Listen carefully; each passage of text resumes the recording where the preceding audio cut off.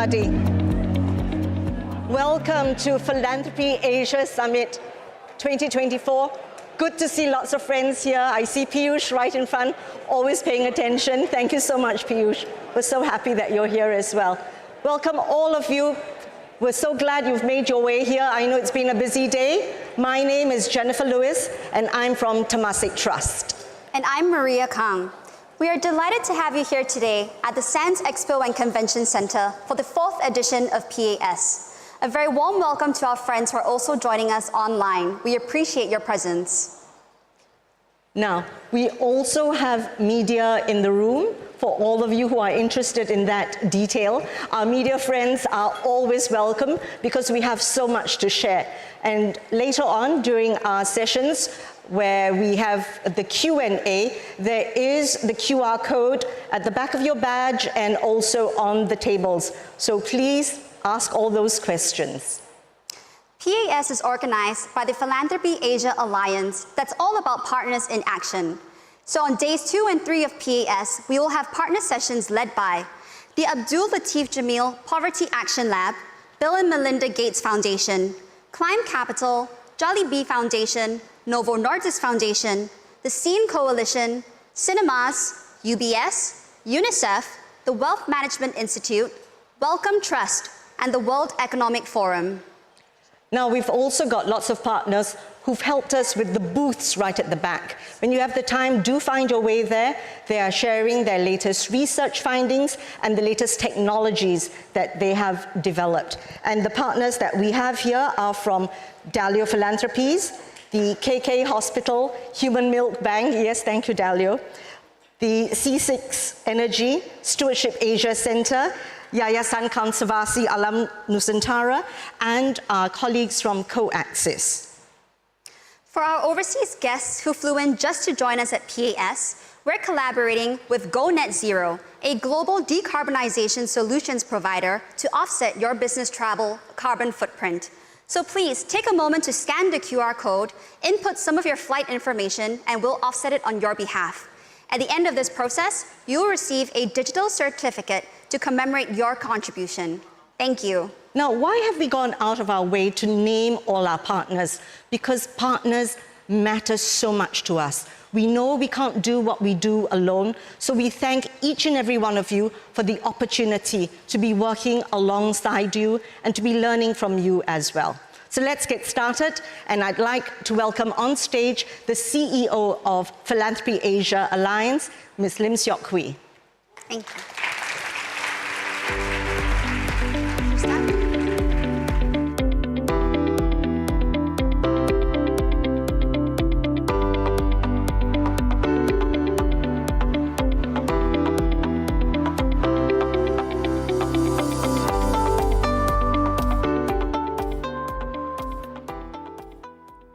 Distinguished guests, ladies and gentlemen, a very good afternoon and warm welcome to the 4th Philanthropy Asia Summit. Thank you to all our esteemed speakers and delegates for joining us from all over the world. I'd like to take this opportunity to welcome our new members to the Philanthropy Asia Alliance Impact Fellowship. Thank you for joining our growing alliance. It was only 6 months ago that we held our summit, during which PAA was formally launched. In just half a year, we've achieved many firsts, made possible due to the strong support of our members and partners. For one, this year's PAS, which is PAA's annual flagship event, has grown from a one-day session to a 4-day conference. What's also new this year is a series of partner events anchored by our partners. The next 2 days will be rich with sessions that showcase solutions and systems thinking in philanthropy in the interconnected areas of climate, health, and education. The summit will culminate with site visits to experience impact in action through impact journeys led by our PAA members, another first for us. This is also the first time that we've joined hands with Temasek's Ecosperity Week to synergize our platforms. Attendees can expect robust and holistic insights on catalyzing positive impact across the capital spectrum. Recognizing that the need for urgent collective action has never been more pronounced, our theme for this year's summit is Partnerships for Action.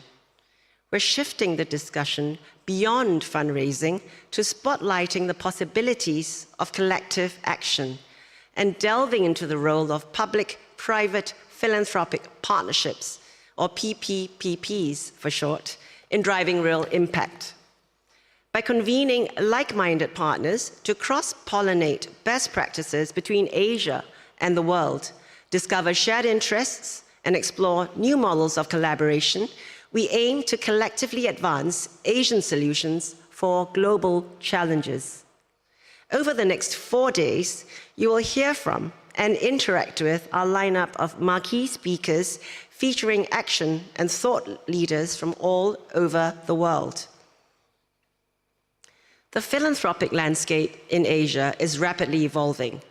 Today, philanthropy is increasingly seen as a catalyst for innovative solutions and funding mechanisms to tackle environmental and social challenges. This is buoyed by the rise of family offices in Asia, with 1,400 single family offices in Singapore alone, and a new generation of wealth owners. These next-gen funders are passionate about ESG and evidence-based interventions, and are keen to embrace more collaborative, impact-driven approaches to philanthropy. Now, more than ever, we need to forge robust PPPPs to scale collaborative philanthropy and elevate the impact ecosystem at large.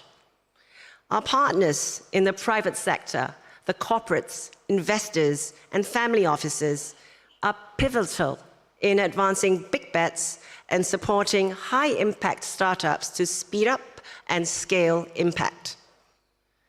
With all this in mind, PAA has been working with our members and partners to mobilize action and build Asia's philanthropic ecosystem. I would like to update on the progress of our 4 pivotal enablers that were outlined at last September's summit and are critical to accelerating our work at PAA. The first enabler is to build capacity and competency through a new Asia Center for Change Makers as a thriving hub and learning lab for nurturing social innovation and professional competency across the philanthropic ecosystem. You will hear more from the Wealth Management Institute on this later today, as we are ready for our first program run this year. The second is to build systems and knowledge for innovation, a SKI hub for short. This hub will work with global and regional research partners and thought leaders to bring systems thinking and a sharper focus to the interconnected areas of issues of planetary and human health, inclusive development, and catalytic capital, and many other complex social and environmental issues.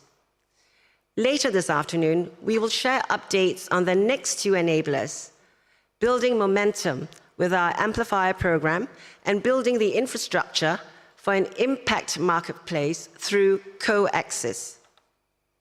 Last but not least, we are thrilled to be launching a new communities initiative to foster collaborations and expertise and resource sharing among members and project partners with shared interests.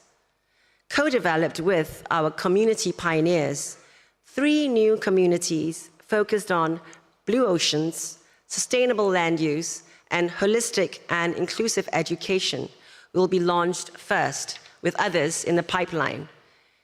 For each community, PAA will curate a portfolio of high-impact projects for members to collectively fund.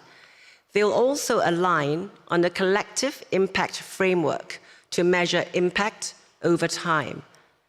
We're grateful to be kicking off this initiative with 40 million Singapore dollars of committed funds by PAA and our community pioneers, with more expected. We invite you to join us in leading and supporting these communities.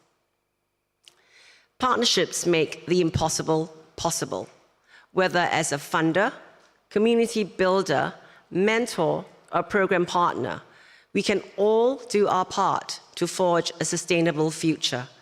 We're grateful to all our PAA members and partners for working with us to bring about change. Together, let's do more, do better, and be bolder. Thank you, and I wish everyone an impactful week ahead.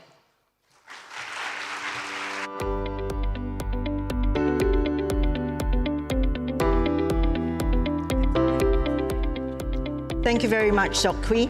Now, next we have the opening remarks, which are to be delivered by Mr. Lim Boon Heng, the PAA chairman. Unfortunately, Mr. Lim is not able to be with us today, and the remarks will be delivered instead by Mr. Desmond Quek, CEO, Temasek Trust.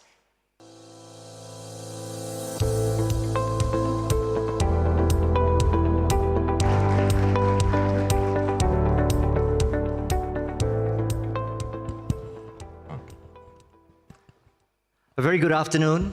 Mr. Lim Boon Heng sends his apologies and has asked me to deliver the remarks in his place.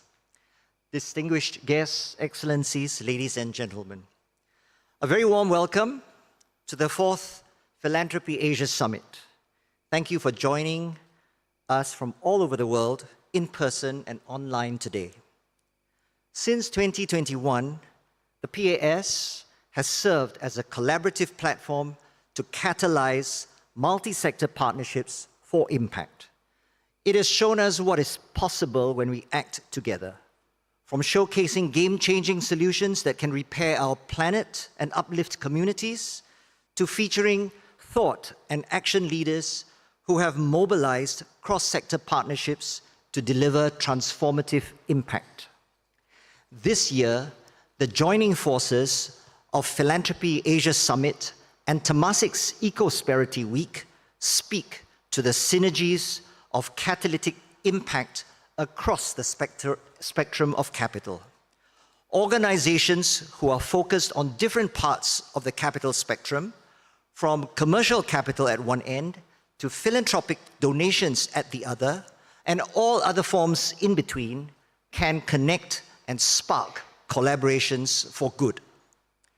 As shared by Sok Hui earlier, the evolution of PAS to now include partner events anchored by the Philanthropy Asia Alliance's global program partners will serve to spotlight solutions and systems thinking to amplify impact in the interconnected areas of climate, health, and education.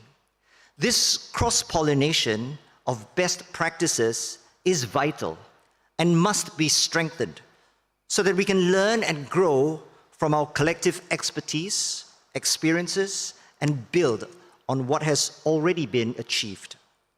The growth of PAS as a global philanthropic platform with focus on Asia would not be possible without your strong support and partnership.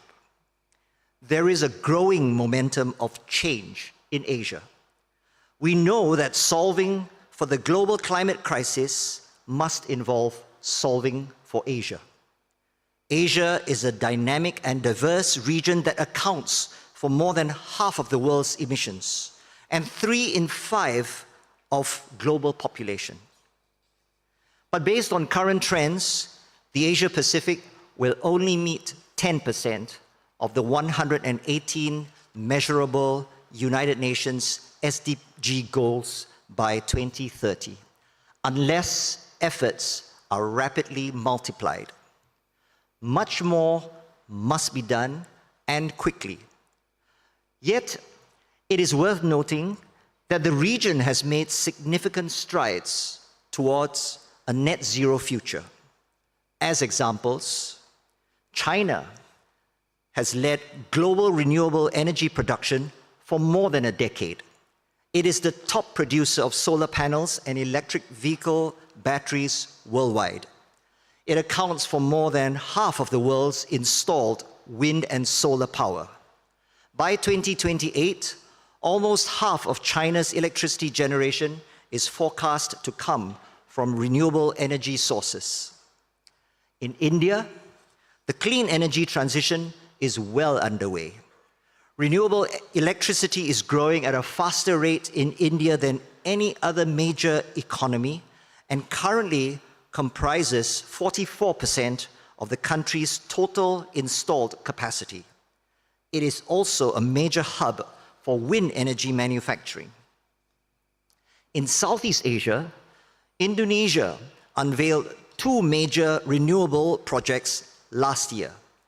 The region's largest floating solar power plant and 3rd largest worldwide in West Java, as well as its first green hydrogen plant in Jakarta. While we acknowledge that challenges do persist in the region, progress has been promising, and we must build on this positive momentum. The urgency and scale of our challenges require that we shift from brown to green much faster. Only then would we have a chance to transition to a sustainable future for all, where no one is left behind. We will need, however, a systems-level approach. The interconnectedness of climate with other crucial areas such as healthcare and education is well established. Effectively tackling these challenges will demand systems-level thinking and a holistic approach. Climate action must also address nature and other planetary boundaries. Research has shown that planetary boundaries are at a breaking point, with the impact of human activity already extending beyond the safe operating space for 4 of 9 such boundaries: biodiversity loss, chemical and plastic pollution, nutrient pollution, and greenhouse gas emissions.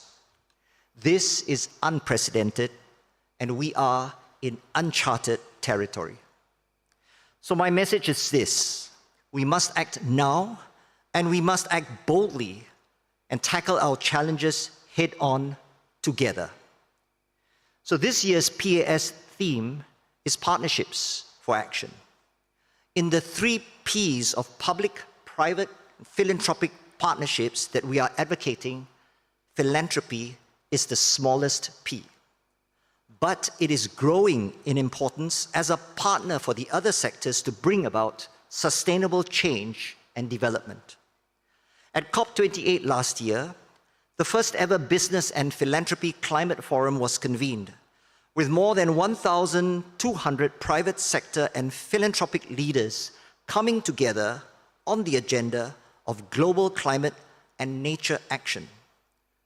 $80 billion was committed to climate financing by countries, development banks, private sources, and philanthropists, including Singapore's Financing Asia's Transition Partnerships, or FAST-P for short.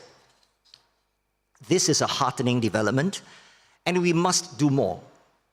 Trillions in transition finance must be unlocked every year for us to get to net zero. Asia alone needs an estimated $1.7 trillion in annual climate and infrastructure investments through to 2030. This can only be met by a combination of concessional and commercial capital. While the philanthropic sector can provide catalytic capital to crowd in funding from the public and private sectors, it is particularly vital for the private sector to step up. The private sector is where there is potential and capacity to mobilize substantial and sustainable financing, which are key to scaling solutions and accelerating the change that we need. The International Monetary Fund has estimated that the private sector must supply about 80% of transition financing in the emerging economies, which currently emit about 2/3 of greenhouse gases. The scale of the climate challenge requires all hands on deck. Everyone must do more. This is where multi-sector collaborative platforms come in. The PAA, the Philanthropy Asia Alliance, is one such platform. PAA is also a strategic partner to global platforms such as the Giving to Amplify Earth Action, or the Gaia initiative by the World Economic Forum, which aims to catalyze public-private philanthropic partnerships to unlock the trillions in annual financing for us to transition to net zero. Platforms and alliances can only be as strong as the collective will and capabilities of their partners. So all of us, with our respective strengths, resources, and expertise, must play our part. There are many pathways for collaborative action. The COVID-19 pandemic mobilized global action in an unprecedented way. Climate change, which is the paramount challenge of our generation, certainly warrants the same, if not greater, urgency and resolve to act. Since its launch, the PAA has been working and innovating with its members and partners to convert the collective pledges from members, which now exceed $1 billion Singapore dollars, to actionable commitments. Noteworthy examples of such collaborative action and partnership include piloting a PAA communities initiative to mobilize collaboration in order to unlock catalytic funding and to galvanize urgent action in identified key focus areas. Secondly, building capabilities and communities through the Asia Center for Changemakers that you'll hear a little bit more about later. Thirdly, unveiling the first batch of Amplifier Program mentees to give aspiring impact innovators a fighting chance of survival. And fourthly, partnering with COAXIS, or the Collaborative Action to Accelerate Impact and Sustainability, that's the acronym for COAXIS, which is a digital catalytic capital marketplace, which now has over 70 impact opportunities from more than 40 countries, where PAA members can take their pick of the opportunities available to attain their desired outcomes. So whether you're a funder, program, or a knowledge partner, thank you for coming on board to support PAA's initiatives alongside other like-minded partners. Together, we can prime Asia as a force for good. Let me take this opportunity on behalf of Chairman PAA and also Chairman Temasek Trust to extend a warm welcome to PAA's newly appointed board members, all prominent leaders from across the public, private, and philanthropic sectors. Thank you for recognizing the significant opportunity to drive impact in Asia and for joining the PAA board to help steer us towards delivering on this. Your valuable insights and expertise and the extensive network and experience that you share will guide PAA in forging new pathways for action in key emerging areas of impact. Together with all our members and partners in the PAA, we look forward to working together to envision, strategize, and implement initiatives to close gaps and complement existing efforts within the wider philanthropic ecosystem, thereby advancing partnerships for action and impact across the public, private, and philanthropic sectors. Let me close with this simple message. Multi-sector partnerships and concerted action today will pave the way for a sustainable tomorrow. Together, we can repair our planet and forge a better and brighter future so every generation prospers. I wish everyone a most fruitful week ahead. Thank you.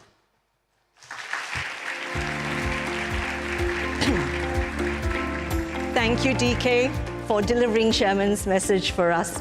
We appreciate it.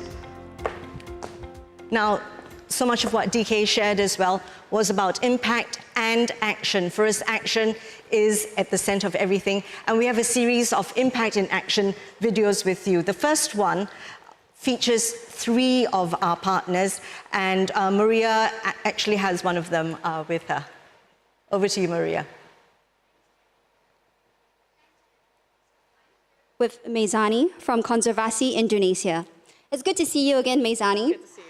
Can you tell us, in your words, what to you is the most urgent climate action that needs to be taken? We need to really scale our investments in protecting the health of important ocean and coastal ecosystems. We also need to build business models in the blue economy, especially, that really incentivize and link production systems with protecting and conserving these ecosystems to secure food security, jobs, and economic development for our future generations. Thanks, Maria. Thank you so much, Meizani. And now the video, please.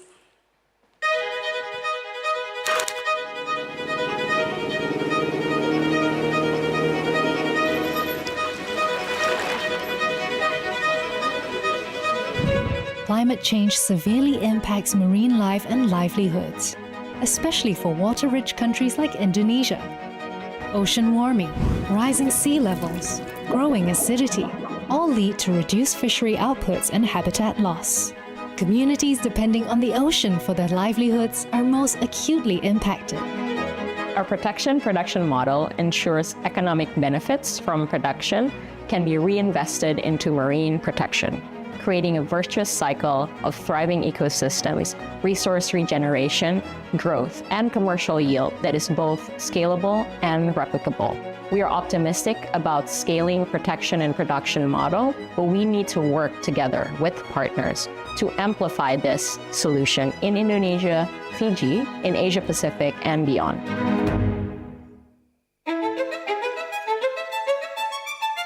Mangroves protect our shores. 1 square kilometer stores as much carbon as 35,000 cars emit in a year. But half of the world's mangroves are gone. Current restoration efforts are too minor and scattered. We must urgently expand mangrove conservation. Enter the Mangrove 40 initiative. The M40 program is creating a global pipeline of mangrove-positive business models, bridging the gap between commercial capital and the conservation and restoration of mangroves. Targeting key Asian locations for conservation leads to more efficient resource use and greater impact. We've identified 40 regions of the world that are holding over 70% of the world's remaining mangrove ecosystem. These are storing some 2.8 billion tons of carbon. They support communities and marine biodiversity. These are the locations where we see the replicable potential for new business models. Whether you're a project, a local organization, a company, or an investor, we look forward to working with you on this journey.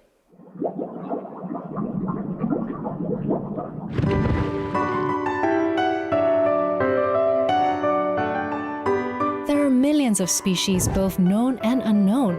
Understanding them could spark massive scientific and medical breakthroughs. But species are disappearing faster than we can find them.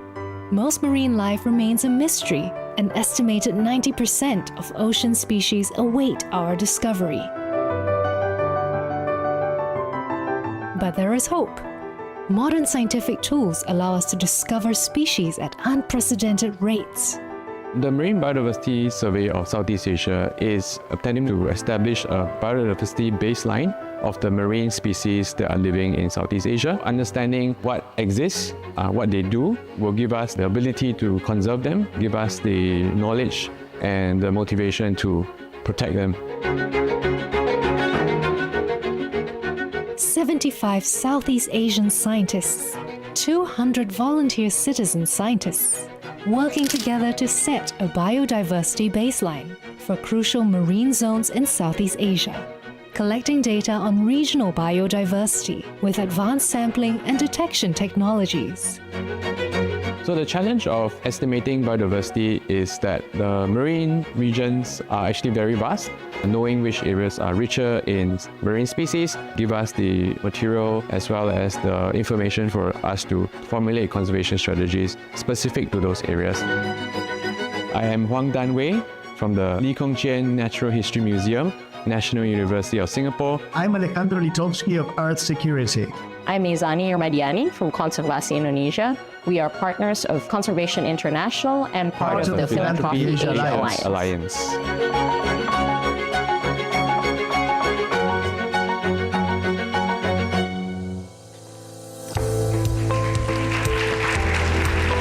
Thank you for that. I love that at the end they tried to synchronize their voices, but it's hard. And partnerships are hard. Give and take is hard. You give first, then you take. That's what it's about, and hopefully at some point we all do synchronize. We're up now for our fireside chat, and it's our great honor to invite on stage the Right Honourable Tony Blair, Executive Chairman, Tony Blair Institute for Global Change, and the former Prime Minister of Great Britain and Northern Ireland. And the moderator is our good friend Steve Chia from CNA. Thank you very much. Thank you, Jennifer. All right. So good afternoon, everyone. Of course, wonderful to have you here, Tony, to talk about, I know, something that's very close to your heart. And we've talked about many P's already before the afternoon has even begun, but philanthropy is one of those big ones. And already has been highlighted the significance of philanthropy in our society. It's an important tool in the ecosystem. As Prime Minister, you place a great value on this, having philanthropy as part of the system, as a partner for government. Why is that the case? What is it about philanthropy that makes it such a significant part of society? Well, Stephen, first of all, thank you very much for having me here to the Philanthropy Asia Summit, and congratulations to the Philanthropy Asia Alliance for the amazing work that they're doing after such a short time in operation. And yes, when I was Prime Minister of the UK, the third sector, as we called the philanthropic sector, was a major part of what we tried to boost in government. And that's because there are things that government can do and the things that government can't do. Some of the things that government can't do, philanthropy can. Philanthropy can do some of the things government should be doing. And then frankly, you know, government can be slow, right? Very slow. And it can also take a long time to innovate. So, you know, when I first became Prime Minister and I had a large majority in Parliament, I would sit in the cabinet room in Downing Street with a big chair where the Prime Minister sits. And I thought, well, I'm probably the most powerful person in the country. If I take a decision in this cabinet room, something will happen. And then I realized nothing happened. You took a decision, but it kind of disappeared into the system. And so what often the philanthropic sector can do, the voluntary sector, people coming together by their own agency, is they can operate to innovate at a much faster rate than government. So there are many different types of philanthropy, but I think it's wonderful that Asia is now, you know, coming to this issue and trying to do it in a planned way.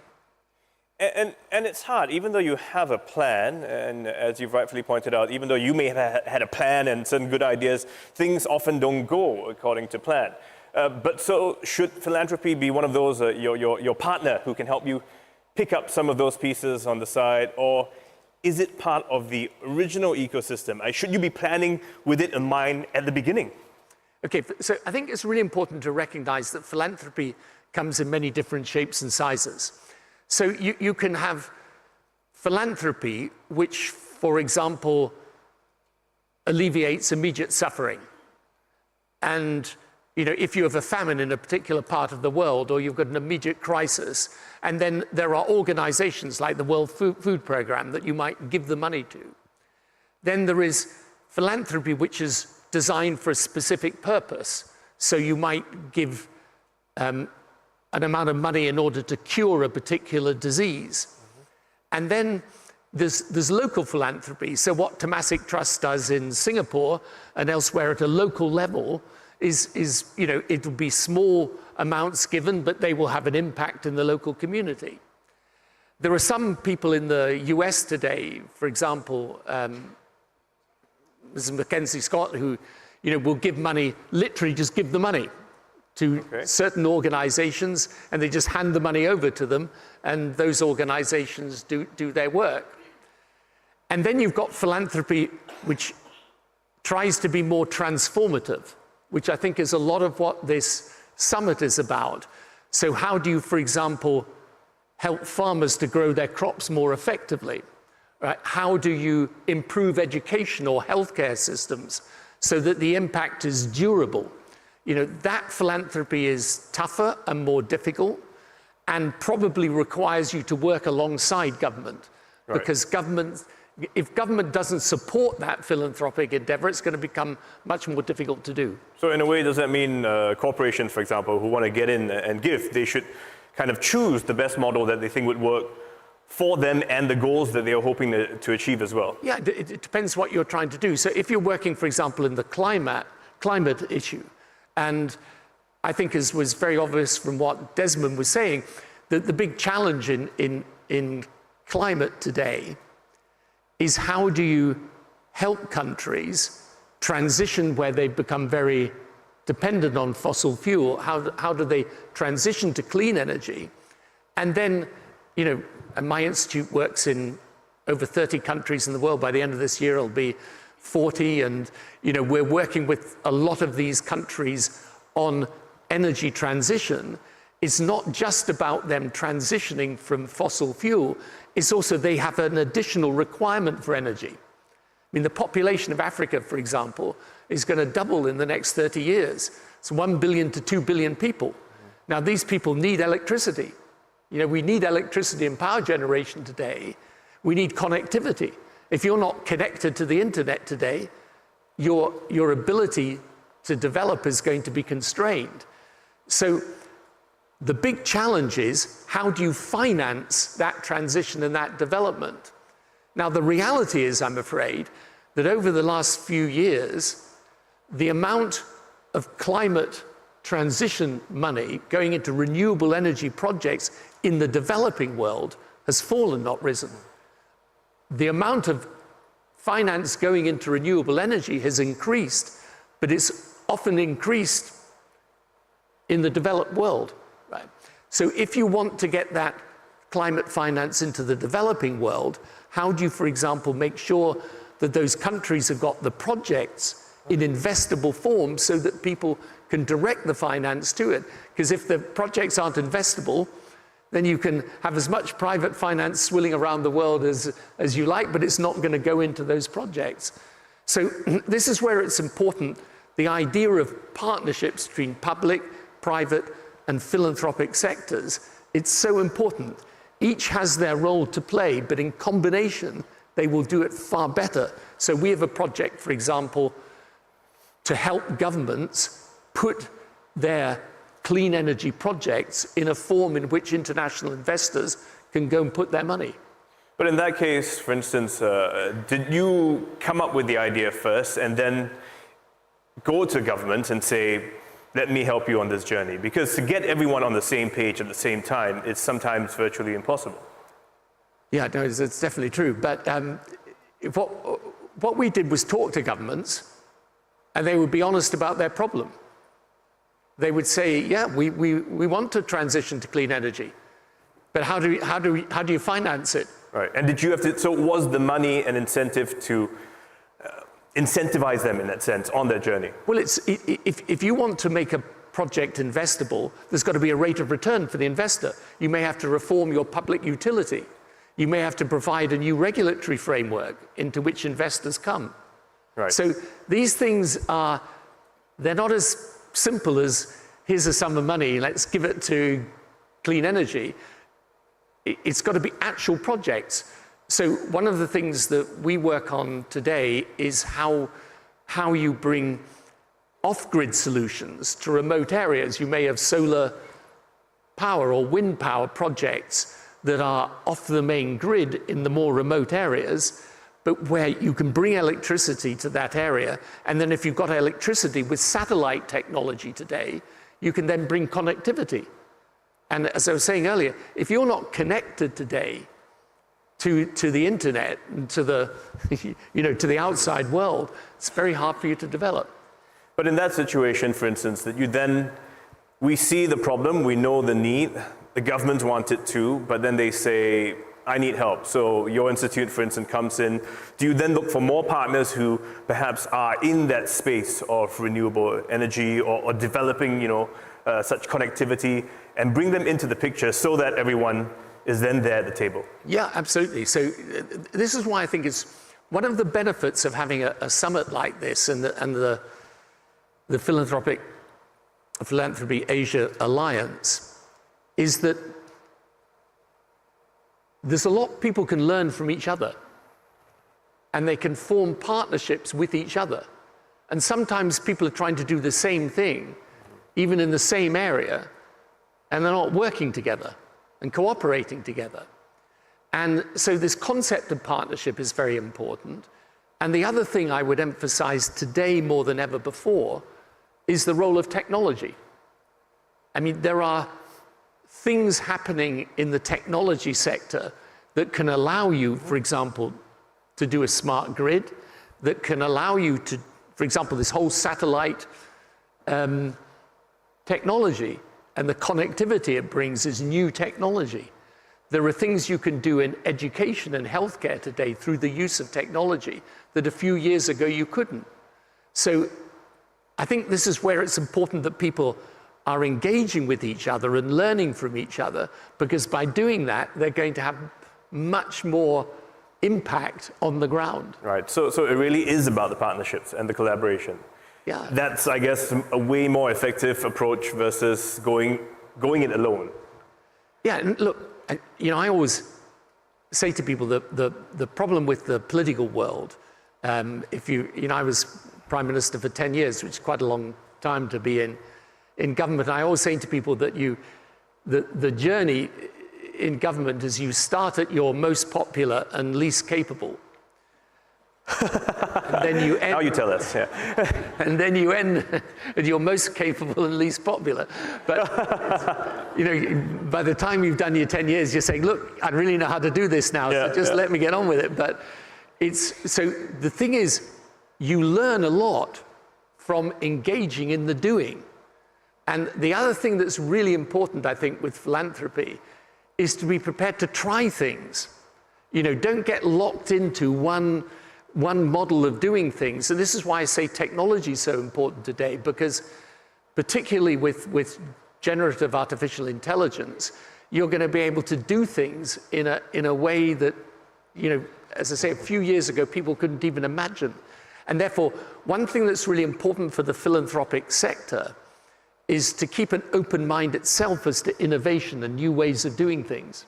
Would you say the sector, I mean, philanthropy is often a big word that, some people like to use. It sounds good, but again, many have the impression that it's a certain group of people, the more well-to-do can afford it, big companies. It's not really on the plate of everyone out there. Has that changed? I mean, and how is it more, would you say it's even more relevant in this day and age when things are so volatile, when there's so much happening in the world? Is it more relevant today than it was in the past? Yeah, it's more relevant today because the world is changing so fast. There's a huge need for innovation. And that's not always going to come from But should it come from that sector, from philanthropy? I mean, one would think it's the startups, the technopreneurs, they're the ones leading the way. Yeah, and they can be. But sometimes these technologies, for example, today you can do interactive teaching using artificial intelligence. And probably if you want to improve the educational opportunities for children in a lot of the most disadvantaged parts of the world, you need two things. They've got to have electricity, they've got to have connectivity. Right. And if you've got that, then you can use much more imaginative ways of teaching today. You can do healthcare completely differently today. I mean, there's going to be, one of the things my institute works on is how you do genomic sequencing, right, which you can do today in a much better and easier way than you ever could before.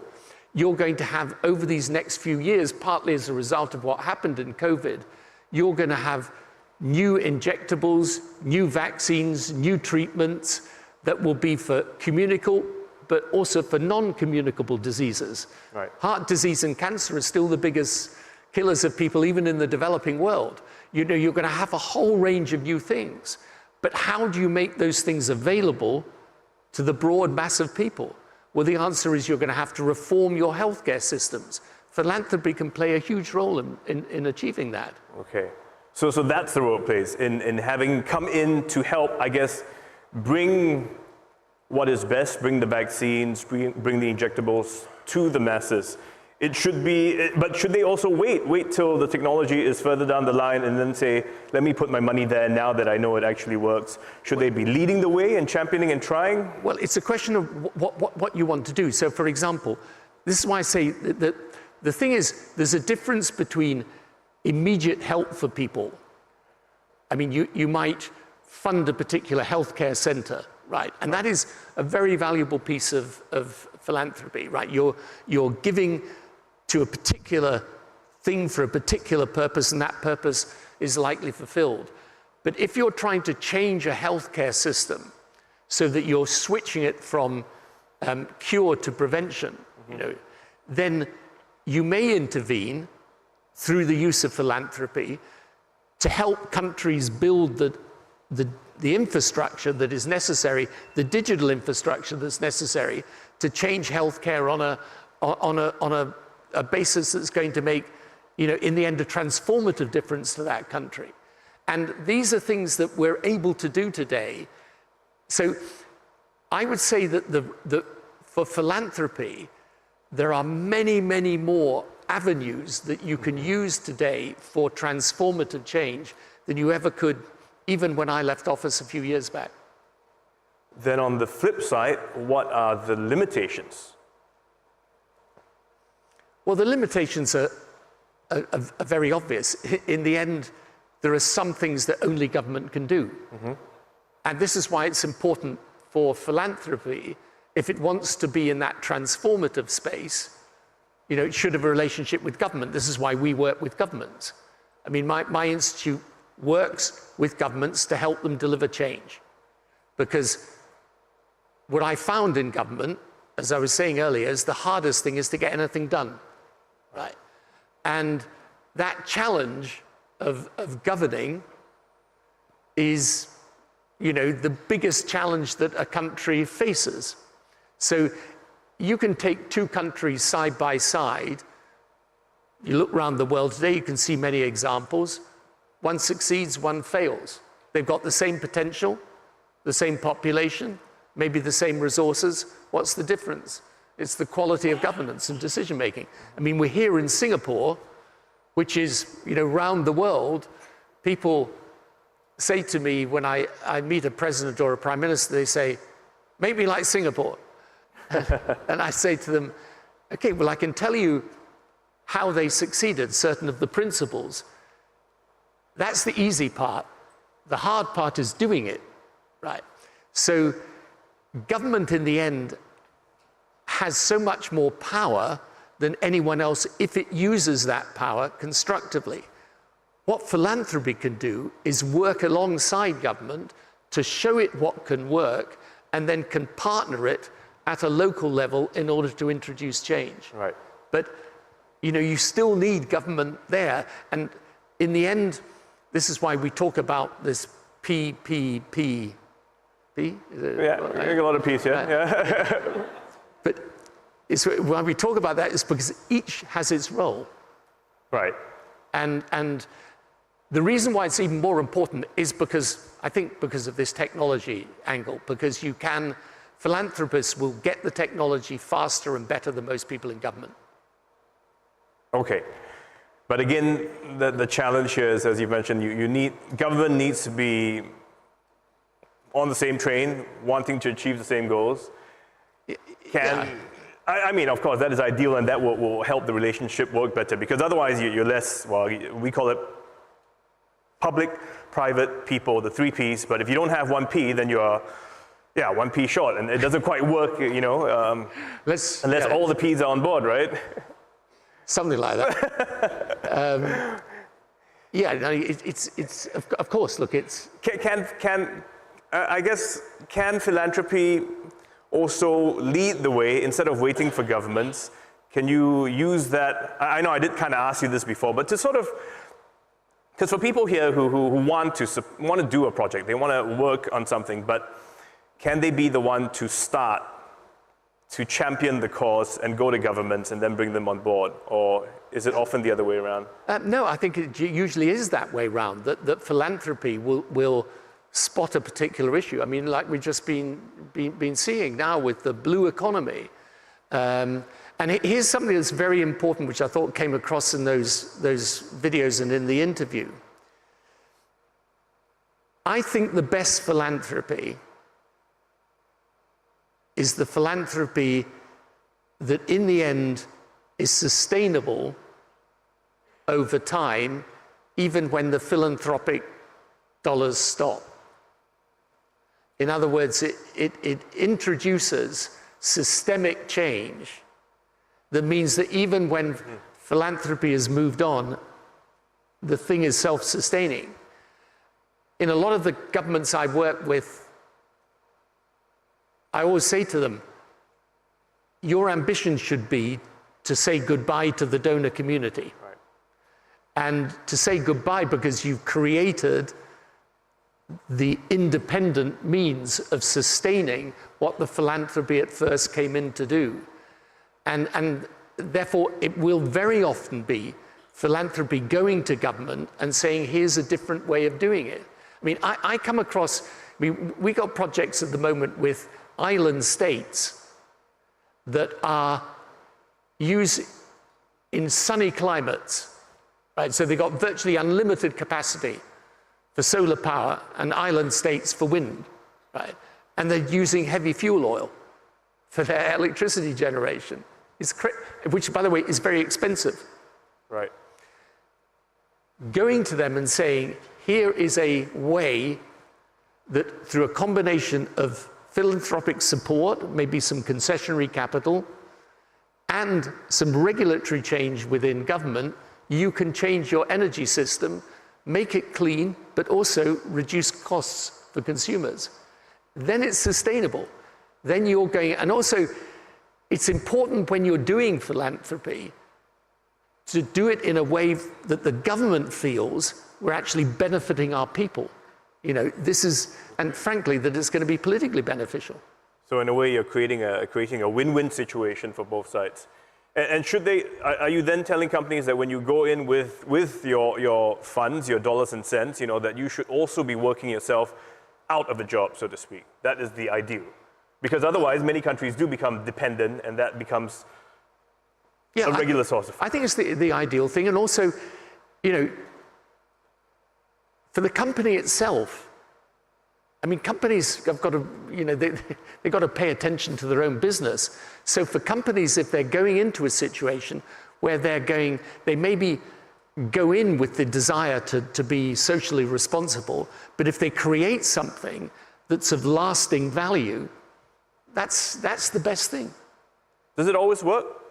No, of course not. Yeah. But I mean, but neither does government. I mean, expectations-wise, I guess, again, with all the projects you have, give us some indication. I mean, how often should, you know, they expect to not succeed? Well, I think, look, I think most philanthropy succeeds to a degree. And as I say, where you're giving money for a specific purpose, say the alleviation of hardship in a specific situation, or you're giving small-scale grants to local community projects, those things are going to work in their own terms. I think the tough thing, what Desmond was talking about in his speech and Madeline was talking about, was if you're doing transformative change, you know, that is a tougher thing to do. But in my view, ultimately, you need both. You need the palliative and the transformative. And this is where I think, you know, this is where I think the issue to do with technology is really important. Right. And it's, you know, the other thing about government is that it's quite slow on understanding how the world's changing. And it's not surprising. Look, technology is confusing. You know, especially if you're kind of from my generation, and you know, a short time ago, I was asked to go and give a speech on cryptocurrency. Okay. Yeah. Wow. Yeah. I wouldn't, peg you for that kind of guy, to be honest. No, you're absolutely right. So I phoned my son, who's in the technology sector. And I said to him, explain cryptocurrency to me. So he talked to me. I said, I don't understand anything. So then he sent me this thing called The Idiot's Guide to Cryptocurrency. And I realized after reading it that I'd attained a higher level of stupidity because I couldn't understand that either. And then finally on the day of the conference, I phoned him and said, I'm about to give this speech. He said, I said, what do I say? He said, tell them you're sick. So I understand it's really difficult for people to keep abreast of the technology innovation. But I honestly think if you're in the world of government today, you in the private sector, you who operate in the private sector, you'll know this already in your own companies. You're all the time now thinking of the difference technology makes. We should think the same in philanthropy as well. And the opportunities to do really exciting, innovative, different things. I mean, we are doing some really cool stuff around the world on using technology today in ways that you could never have thought of before. And that if there was, apart from the importance of partnerships, if I had one other message, it would be to keep this technology revolution in mind all the time. I mean, tech is in everything we do in all aspects of our lives, but so you're saying it's sort of the ball's in your court. These people here, you guys all in the private sector, know where things are moving and shaking, and to then, in some cases, take that to government and say, I can help you in this, I can help you in that. Yeah, and also just to think innovatively. Sometimes what I find with some of the leading philanthropists is that, you know, they will be business people that have done amazing things. Right. Then they come to philanthropy and the innovation part of their brain shuts down. They want to do good, right? Which is a good thing. You know, you should do good. But why is that? Is it because we still think of philanthropy as this, it's old school giving in a way? Yeah, well, I think you're absolutely right. And it's why sometimes I don't really like the word philanthropy, because it kind of suggests it's a sort of charity thing. And of course, it comes from an impulse to want to change the world for the better, which is a great thing. But the hard-headedness that brought you to success, don't check that out of the door when you go through into the philanthropic sector. Keep it with you. And keep the innovation and creativity that made you successful at what you do. Are you optimistic for the future? I mean, there's so much happening. Every day we're hearing stories of different things happening all over the world. How optimistic are you in terms of, what we can do to help effect change? Yeah, I am optimistic, but I'm never sure whether that's part of my nature or whether it's based on any realistic assessment of the world.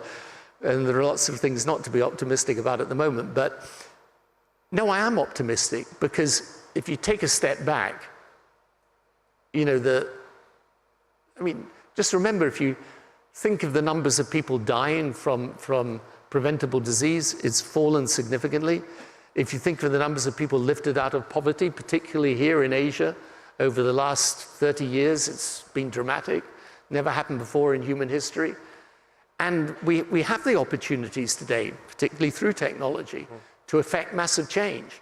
So I am optimistic, but I do think there's a certain call to action, because a world that is changing very fast can also change badly. And so it's important people recognize the importance of coming together, of trying to think things through together, and of creating this community of interest. Because in the end, the thing that will make the world better, more prosperous, more peaceful, is if it's open up to each other. Right. And I think, I sometimes say particularly if I'm addressing young people today, I say the world belongs to the open-minded. The people who are open-minded across the boundaries of race and faith and culture and nation, those are the people that will succeed in the world today.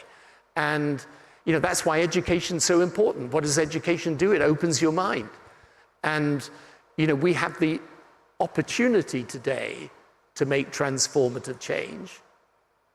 And in the climate space, we have, particularly if we invest in the right technologies and if we work together in this climate finance space, I think we've got the opportunity to change the paradigm on climate change and the environment, but only if we work together, only if we're prepared to come together.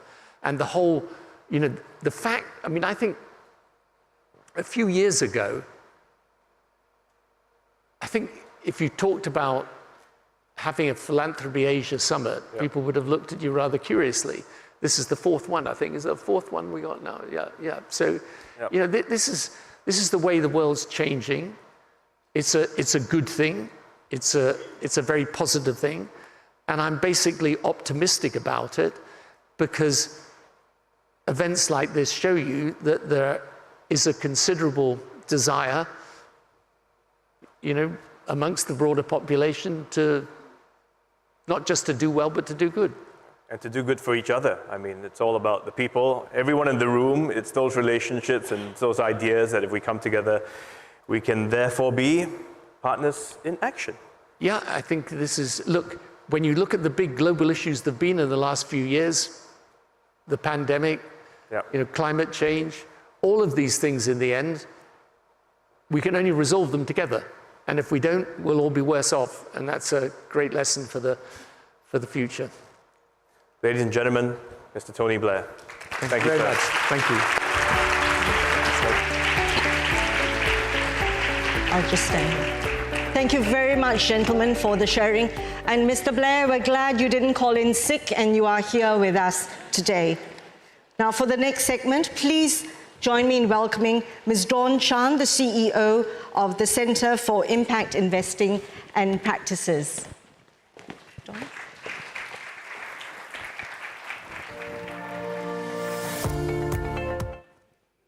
Distinguished guests, ladies and gentlemen, a very good afternoon.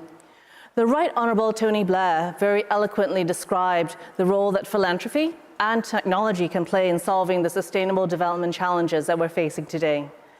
The scale and complexity of these problems demand urgent collaborative action as well as bold innovation. As Sokwi outlined, there are 4 pivotal enablers that would be critical to accelerate the work of the Philanthropy Asia Alliance. Today, I'd like to update on the progress of 2 of these. First, building momentum for solutioning with our Amplifier program, and building infrastructure for an impact marketplace through Coaxis.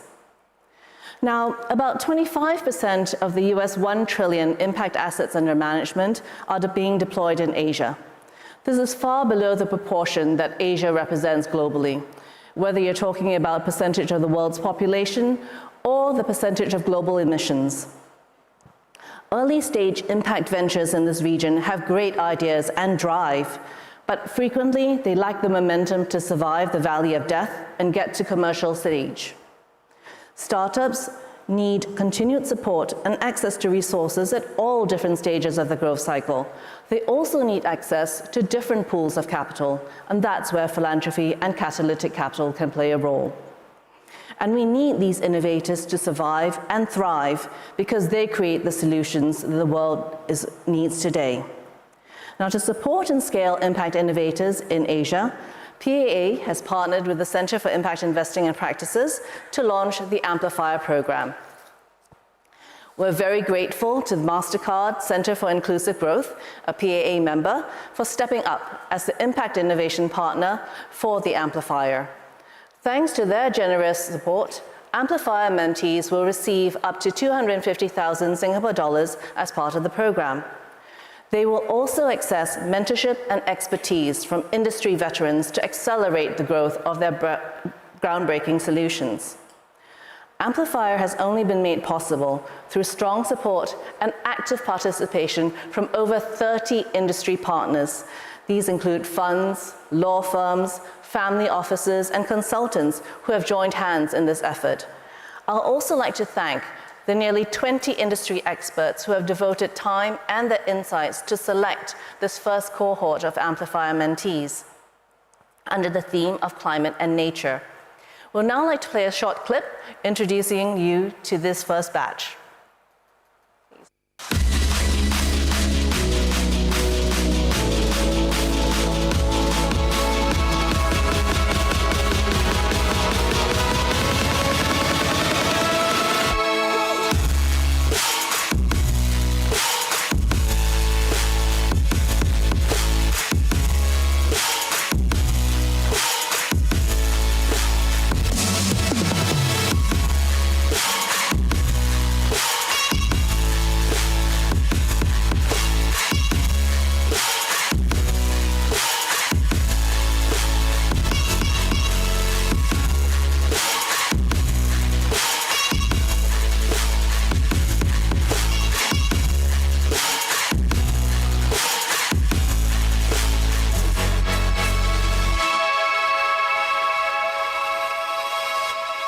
join me in congratulating this Amplifier's inaugural cohort. They're seated in the front of the hall, to the left of the stage. So please stand up so they know where you are.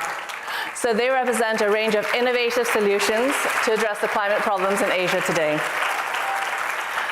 So they will be in Singapore for the next few days to meet their mentors and get started on the program. We look forward to introducing them to you. And what we also hope is that you reach out to them to support them on their commercialization journey. Thank you. Now, as we help impact innovators gain momentum, I offer an analogy that even the best-made cars need good roads and well-built infrastructure to attain maximum performance. Coaxis is infrastructure that we're building to support these impact innovators on their journeys. Coaxis, as Desmond mentioned, is short for Collaborative Action to Accelerate Impact as well as Sustainability. With the committed support of PAA and leading industry partners, we are developing a digital platform that will unlock risk capital and match funders with founders to support the growth of these innovations. And this will be across the capital spectrum. The core of Coaxis is its focus on impact accountability as well as measurement. This is to ensure that capital deployment is to companies that are genuinely intent on delivering positive impact. It also harnesses the power of community, where we can enable the sharing of best practices, critical insights, data, through partnership as well as training opportunities. Thank you to all the partners who have already joined us on our journey. We're just at the start, and they're already sharing knowledge, committing to build communities as well as capabilities on Coaxis, and also sharing the most promising impact and opportunities from their ecosystems. In this initial launch, Coaxis will already have a curated list of over 70 impact projects from all around the world. These projects are rather diverse in nature. They range from impact ventures to social enterprises, research projects to nonprofits. They focus on advancing progress in SDGs, such as climate, health, employment, education, amongst others. All of them are underpinned with a desire and a commitment to deliver positive impact at scale. So, whether as an investor or an inventor, funder or founder, mentor or partner, we invite you all to be part of Coaxis. The more partners, the wider the global network, the greater the effectiveness of this impact marketplace. Together, we can speed up, scale transformative solutions for positive impact in Asia and beyond. It gives me great pleasure to officially launch the Coaxis platform and share some words from our partners. Please.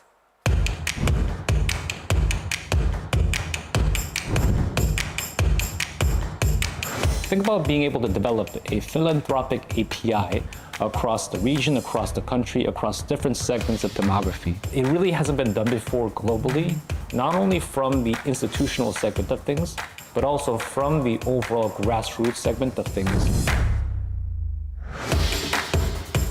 This partnership will enable us to showcase the over 140 DBS Foundation grantees that we have nurtured and mentored over the last decade. Through this ecosystem partnership, we can truly catalyze, scale, and actually showcase solutions for the problems that we're facing tomorrow that have been developed by very young, promising social entrepreneurs. For innovations, philanthropic capital plays a key role in building a bridge to mainstream investors, especially for promising early-stage innovations that often face challenges in fundraising due to lack of track record or proof of concept. Funder access a curated selections of impact projects aligns with their objectives, simplifying their impact investment journey. As a partner of Coaxis, AVPN will be sharing our various researches and initiatives on their platform, as well as enabling opportunities from our DealShare platform to be visible to both funders and innovators. So whether you're a founder, a funder, or a mentor of startups, we hope you will use Coaxis as a collaborative platform to accelerate sustainability and impact.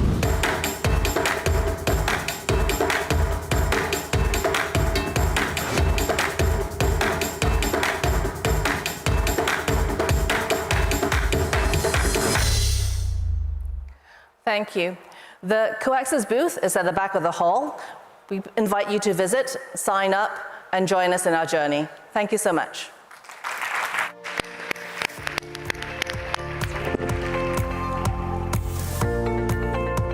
Thank you, Dawn.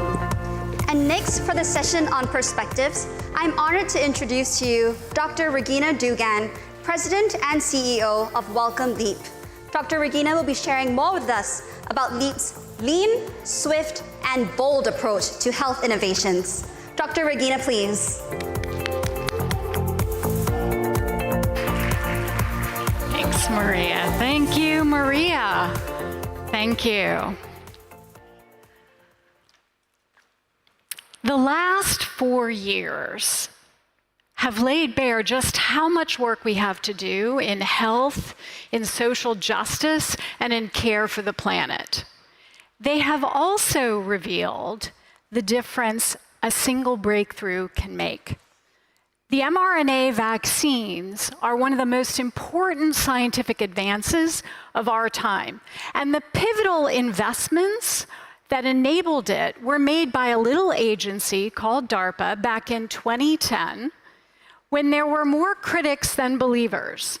Scientists said there was no evidence that it would work, and the investment community said we'd have to have a 100-year pandemic for this to make sense.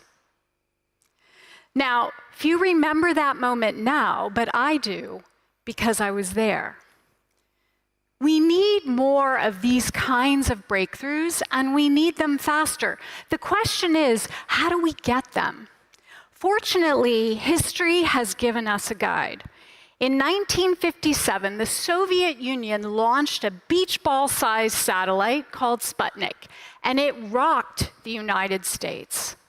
Now, Eisenhower knew we needed more breakthroughs in national security, and we needed them faster. And he also knew that investment alone was not enough. He was going to need new structures that could challenge conventional wisdom and get those breakthroughs faster. And in response, he created DARPA. And that single act of leadership became part of his legacy. Why? Because it worked. DARPA is the longest-standing, most consistent engine of radical breakthroughs in human history. Now, over 6 decades, it's been responsible for the starting innovations, many of which you will recognize: miniaturized GPS, microelectromechanical systems, the tiny sensors that are in your cell phone and many other electronics, the ARPANET, perhaps its most famous innovation, now the internet, and many other things: stealth, laser technology, and as we discussed, mRNA vaccines. And DARPA has been responsible for breakthroughs that have fueled trillion-dollar markets, advanced national security, and been partly responsible for pandemic response. So you may not know DARPA, but your life knows DARPA. Now, it's biased for impact and efficient. DARPA has accomplished all of this with 0.5% of the DoD budget and fewer than 250 people in the organization. It's operated under wildly different geopolitical and economic conditions, multiple presidents, different directors, and it is not brittle. It is an existence proof that we can change the business of breakthroughs with dramatic impact in the world. So this is our playbook, but it is also our bar.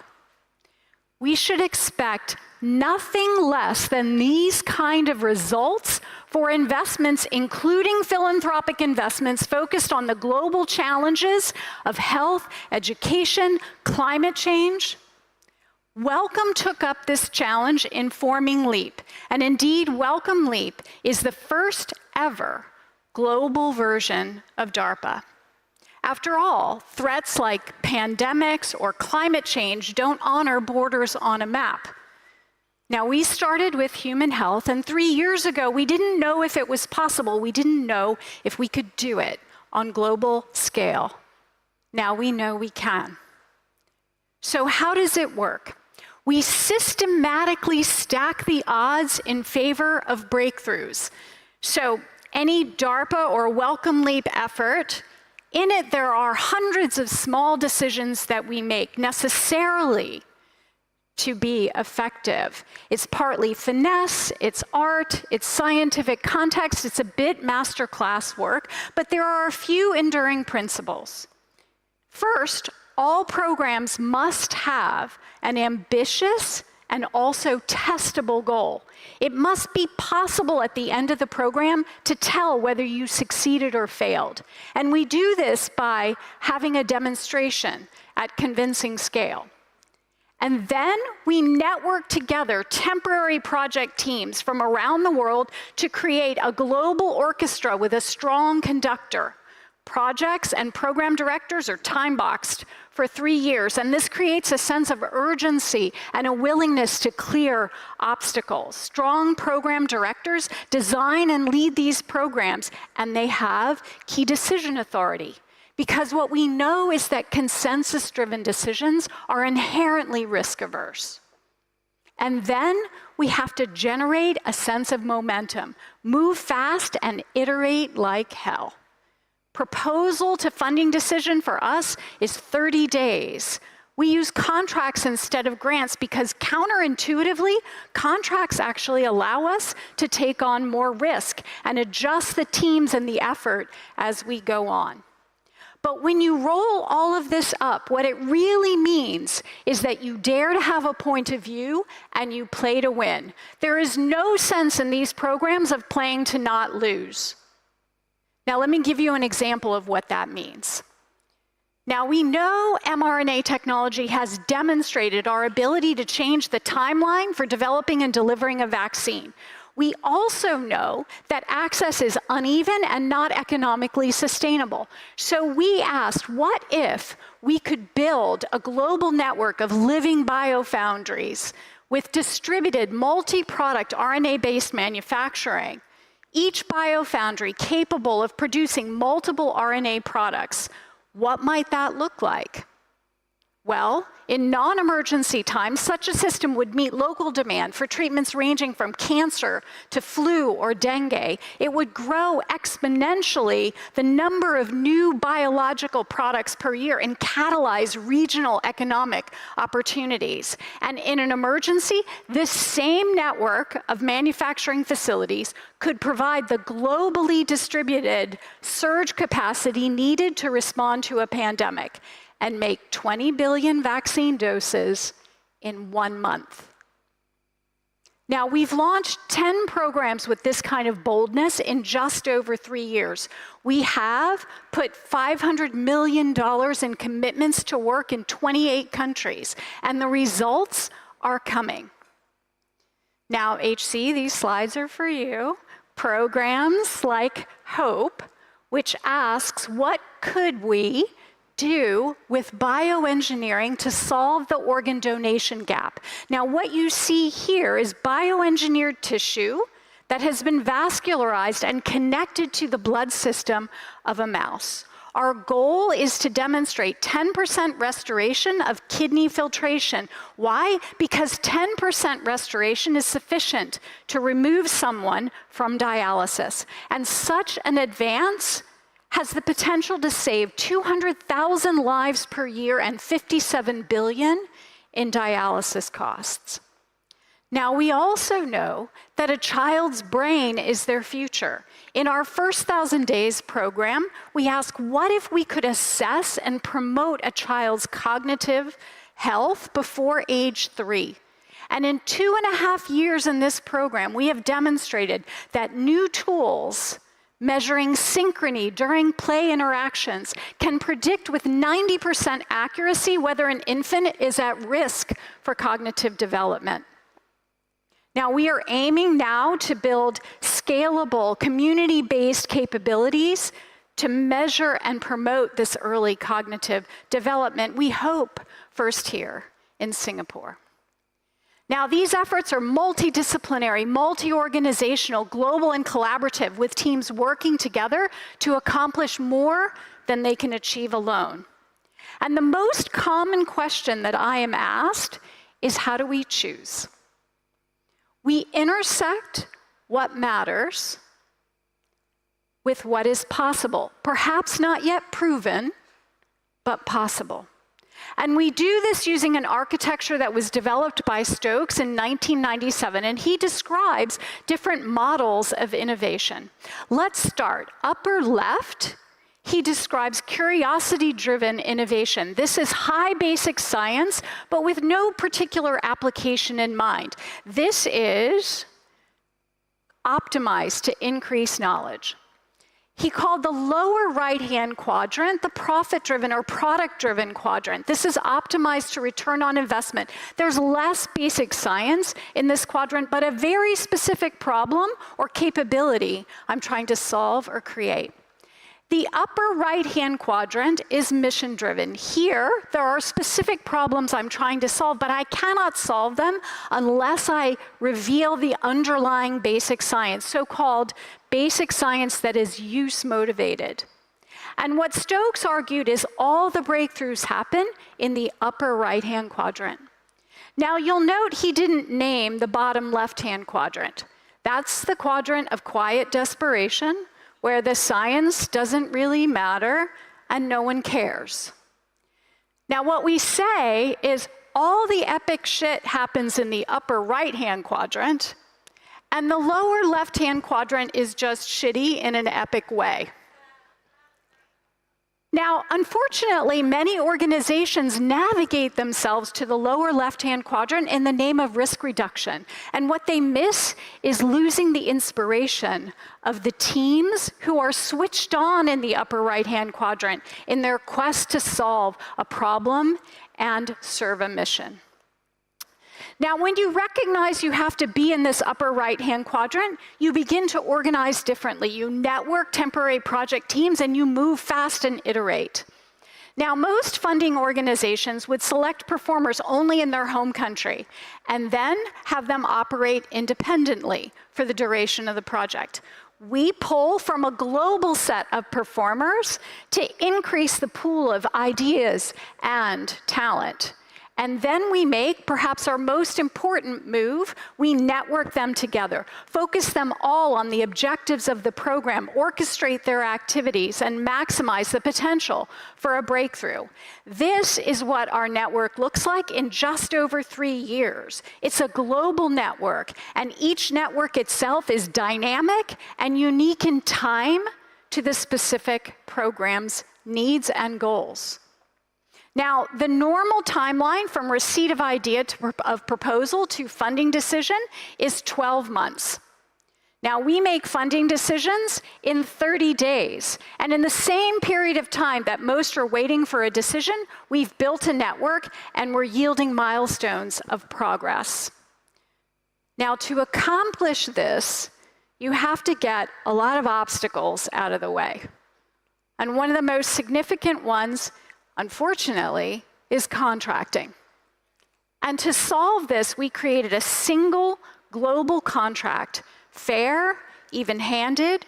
It allows us to start work in days and weeks instead of months and years. We had 21 charter signatories in our first year. This is what our network looks like after 4.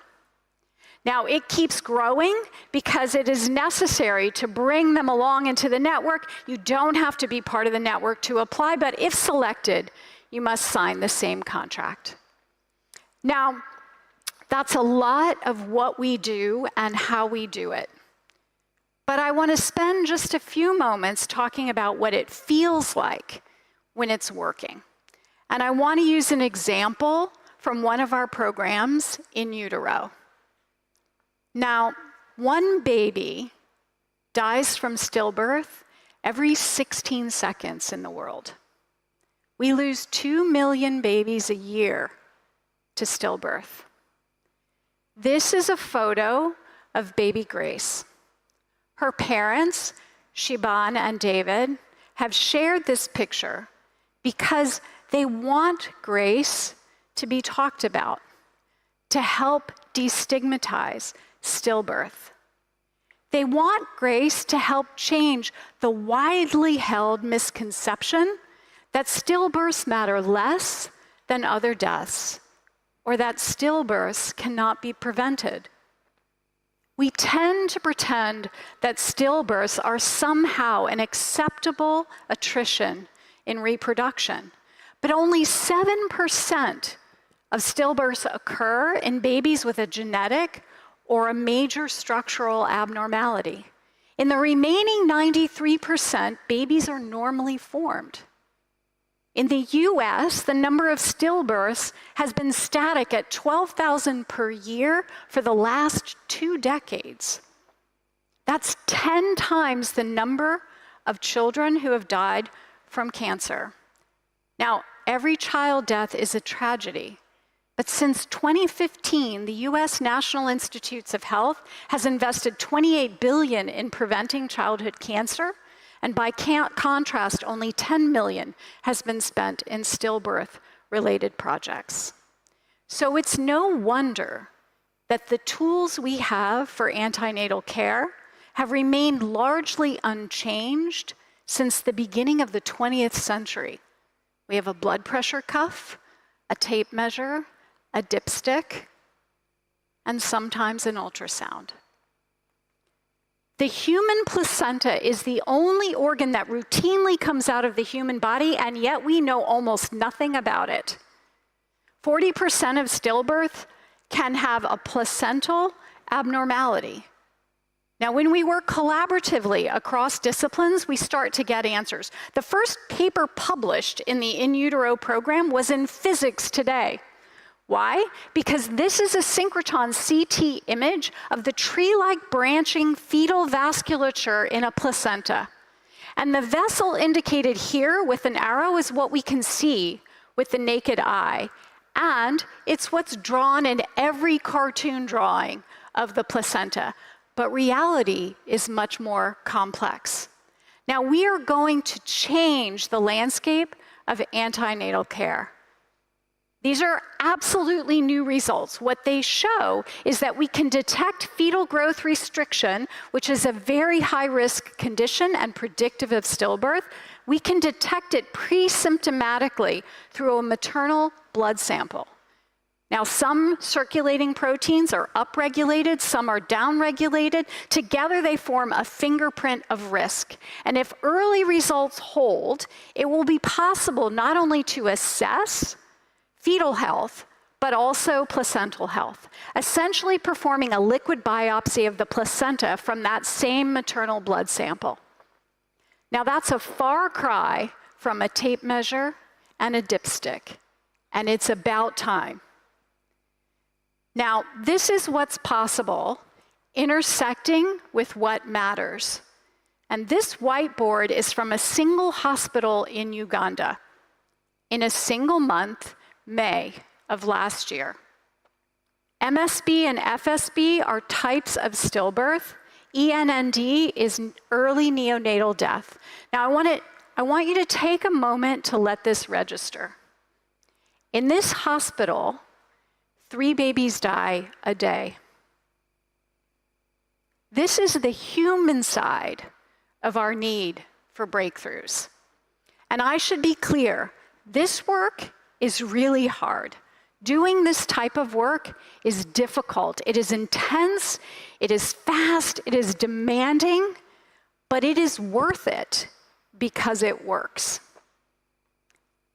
Now, we need more breakthroughs, and we need them faster. We have demonstrated that we can expect more and get it.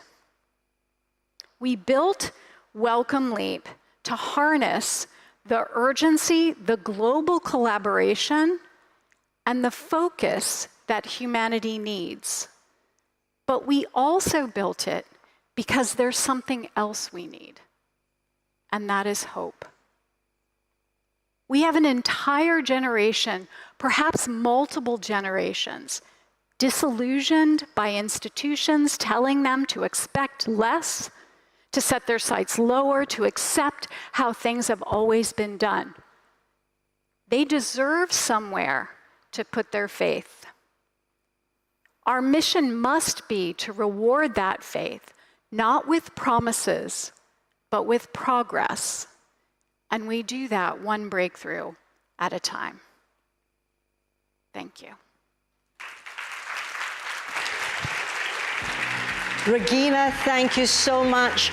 Your drive is inspiring. We hear your message for hope, and that is what our next Impact in Action video is all about as well, driving holistic and inclusive education in Asia. Let's have that video.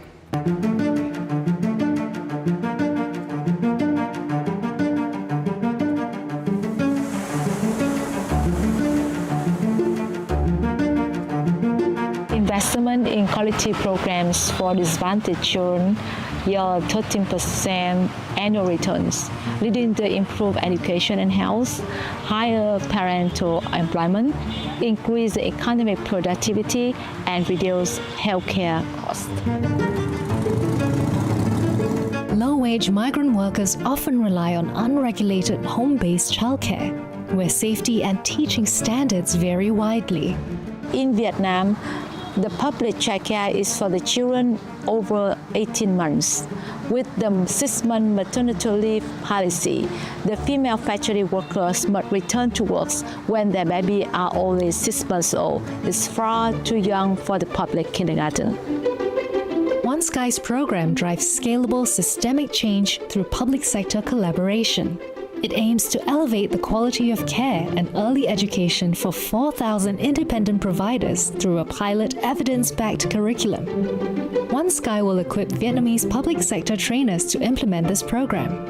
Over 11 months, they will guide independent providers, offering support and oversight. One Sky uses a tech toolkit and live impact dashboard to monitor caregiver knowledge and behavioral changes. The dashboard analyzes and displays data from frontline trainers and program managers, evaluating the program's effectiveness and guiding quality enhancements. The pilot will cover 14 provinces and reach 100,000 young children over 5 years. It aims to establish a model for Vietnam's home-based childcare providers, representing 25% of such care across the country. We are optimistic about making a significant impact. From 2018 to 2023, One Sky trained 1,585 independent childcare providers, with the Harvard School of Public Health confirming positive developmental improvement in children.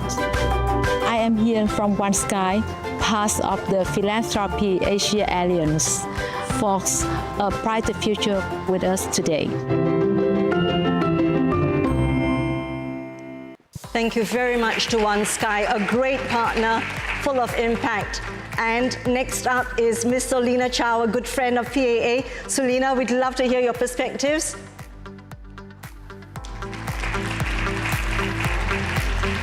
All I can say now is brace yourself.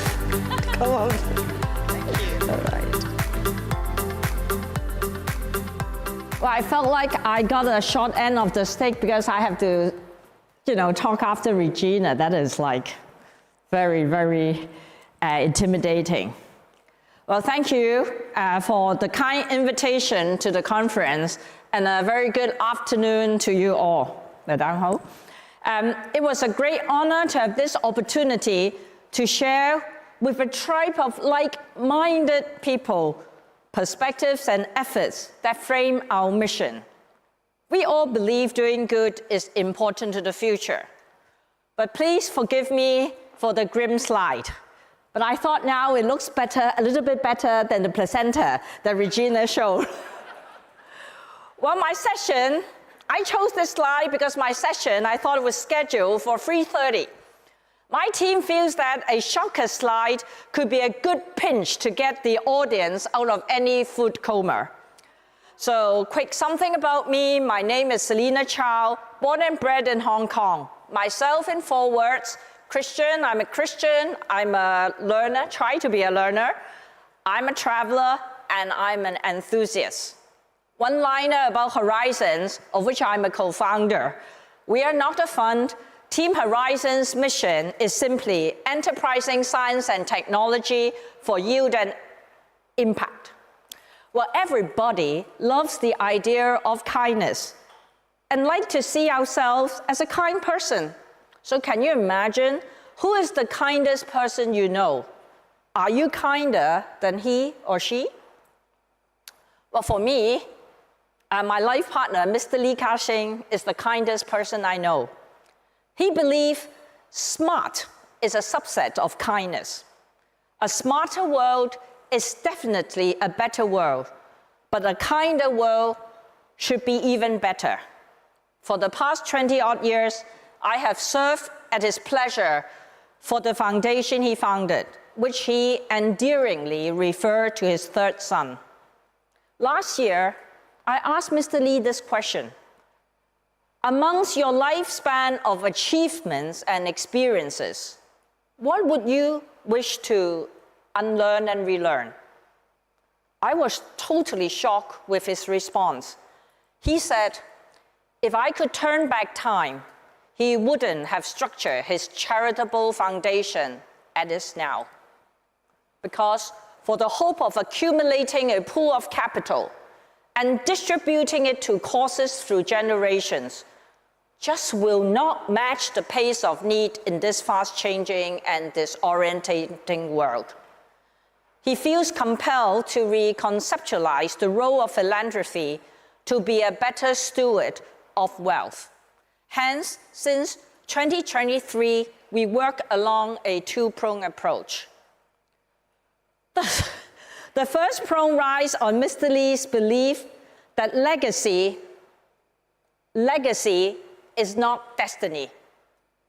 It is all about capacity.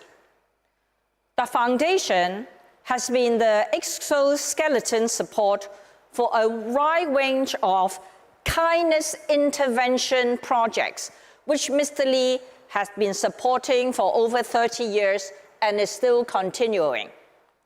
Take, for example, Mr. Lee is a Buddhist, so he built Chishan Monastery, a monastery that is in Hong Kong that offers the gift of tranquility and a learning environment for those who seek deeper meanings in their lives. It is also a center of Buddhist research, enlightenment, and teaching. And why do we term it as our kindness intervention project? Because it is administered by a modern governance structure. It also radiates the philosophy of Buddhism into youth and elderly community support programs that we have in Hong Kong and is one of the, I think, largest service community in Hong Kong. In addition, amongst the 15 multi-year healthcare projects that our foundation support, one is particularly dear to Mr. Lee's heart. Since 1998, our foundation has supported a string of 35 hospices in Hong Kong and China that provide free medication and care to over 20,000 terminally ill patients each year, enabling them to spend their remaining days in comfort and in dignity. And this is really important, for from Mr. Lee's perspective, hardwiring kindness into the circuitry of humanity is a completely serious business. The ability to shoulder the vulnerability of others could be quite costly. Therefore, it is critical to institutionalize part of your hard-earned wealth as independent social capital. Because when the going gets tough, you don't want the ebb and flow of economic cycles to affect your unwavering commitments to society. I actually think that nowadays is very in vogue using all the skeletons, so I hope you all forgive us. Now, more people seize unequal access to health and technology as the main drivers of systemic inequities. Most of us, perhaps me included, harbors doubt. I'll be very careful here, okay? Most of us, including me, harbor doubts that the good intentions of government policies can adequately address our challenges. So, as we all agree, the need for private initiatives to invest in future readiness is more than ever as an essential and strategic priority. For our foundation, supporting scientists and research have always been our marquee initiatives. Since the year 2000, we have supported more than 15 research centers globally. We were very proud that two leading scientists, Jennifer Doudna and Michael Houghton, both our endowed chairs, were awarded the Nobel Prize together in the year 2020. You can imagine the economic and societal impacts are just immeasurable. Take Jennifer, for example. Her discovery of CRISPR allows the rewriting of the code of life.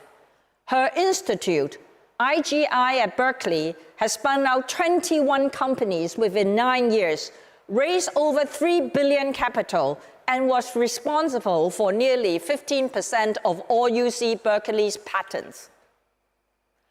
Well, health is important. Education is also very important as a lever of future readiness. So to preempt the oncoming impact of AI, 4 years ago, we started a host of AI readiness projects, ranging from AI literacy enhancing programs in education and also in small and medium enterprises applications. We advocate and support the adoption of AI technology in all Hong Kong hospitals and to embed AI in teaching and research in our medical schools. Our contribution, our strategic contributions, are not predicated upon prize-winning discoveries. Technovation is the lens through which we view the world, and supporting discoveries is our way of giving back. We believe it is the ultimate philanthropy. Well, Mr. Tony Blair mentioned that the best way to support a lot of projects is to ensure that we have to cut them from the umbilical cord of the donors. Kindness is all about action. But the past, the present, and future concerns are all entangled today and can easily condemn any Hercules into Sisyphus. If we want to do more, we must blaze a new path forward. But the question is, can we optimize our resources and find investment opportunities that extend human dignity and respect? Is it possible to make differences in economic circumstances more tolerable and gain yield at the same time? Well, the world will be a very dull place without novel ideas.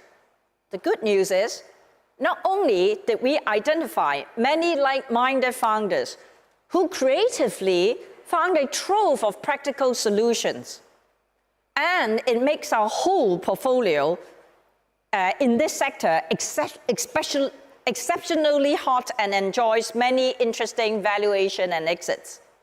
Well, I often like to use the example, MyGate from India, as an example. Through the business model of addressing the respect deficit that is prevalent in a world of income inequality, MyGate developed a digitalized community operating system that focused on facilitating the life of gray-collar workforce and making their daily working experiences easier and more respectful. Through MyGate, I'm happy to report that more than 15 million gray workers have become bankable people now and now have access to insurance and healthcare. Meanwhile, the 3.5 million households in the gated communities that they serve are enjoying the convenience and better service and feels like a millionaire. Sorry, go back. This slide is dismal. This is a very dismal slide, and what the message here is self-evident. To address the growing shortage of radiologists and pathologists worldwide, Harrison AI's mission is to scale global capacity of diagnosis and intervention, where majority of radiology and histopathology, did I get that right? Workflow will be automated with AI.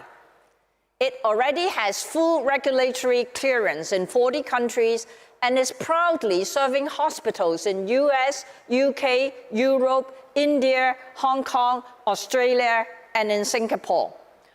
Kindness is a prism which refracts and magnifies the smallest nudges in the present to have major impacts in the future.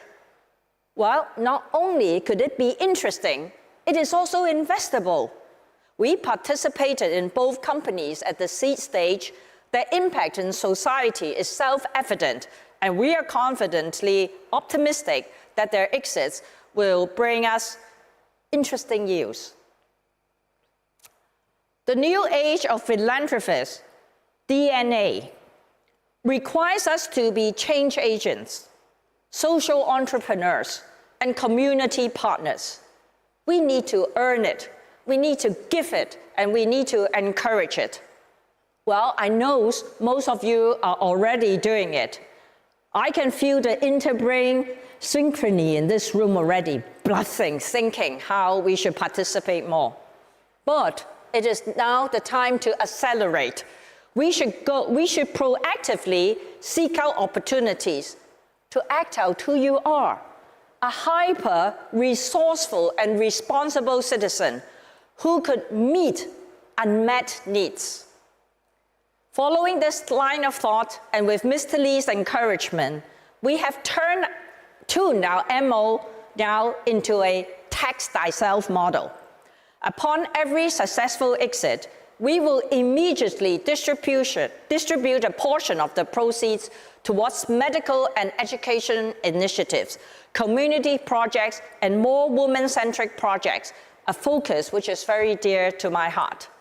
I'm very happy to share with you something fresh off the press this afternoon to mitigate the likely impact of an unexpected Hong Kong government's budget cut decision towards the students from financially challenged families who aspire to sit for the Hong Kong University entrance exam. We just announced a new project, an unconditional financial support of 3,300 Hong Kong dollars per female student from government and subsidized secondary schools. That will cover around 85% of next year's female candidates, which is around 50% of the candidates. There's an old saying, as within, so without. This is so true. We know kindness matters. We know action matters. When the apathetic ask, who gives a damn? Hopefully, without hesitation, we will proudly respond, me, I give a damn. Thank you very much. Gosh, Solina, thank you so much. Ever vibrant. Thank you so much, Solina. You know, those skeletons mean a lot. It's all about the foundation, and the Li Ka-shing Foundation was there as a foundation for the PAA right from the very start. One of our pioneer donors, even before we were able to come up with our firm plans. That's all about trust, and we are so thankful for that. Now, Maria is with a whole host of young people who are the winners of the Amplifier Challenge, which Dawn had talked about earlier. Maria, over to you. Thank you, Jen. So I'm here with the Amplifier mentees. There are 5 startups in total who formed the first cohort of the Amplifier. I've got, well, this is Adi from MYCL together with Anissa. And could you tell us a bit more, maybe one of you, about your startup?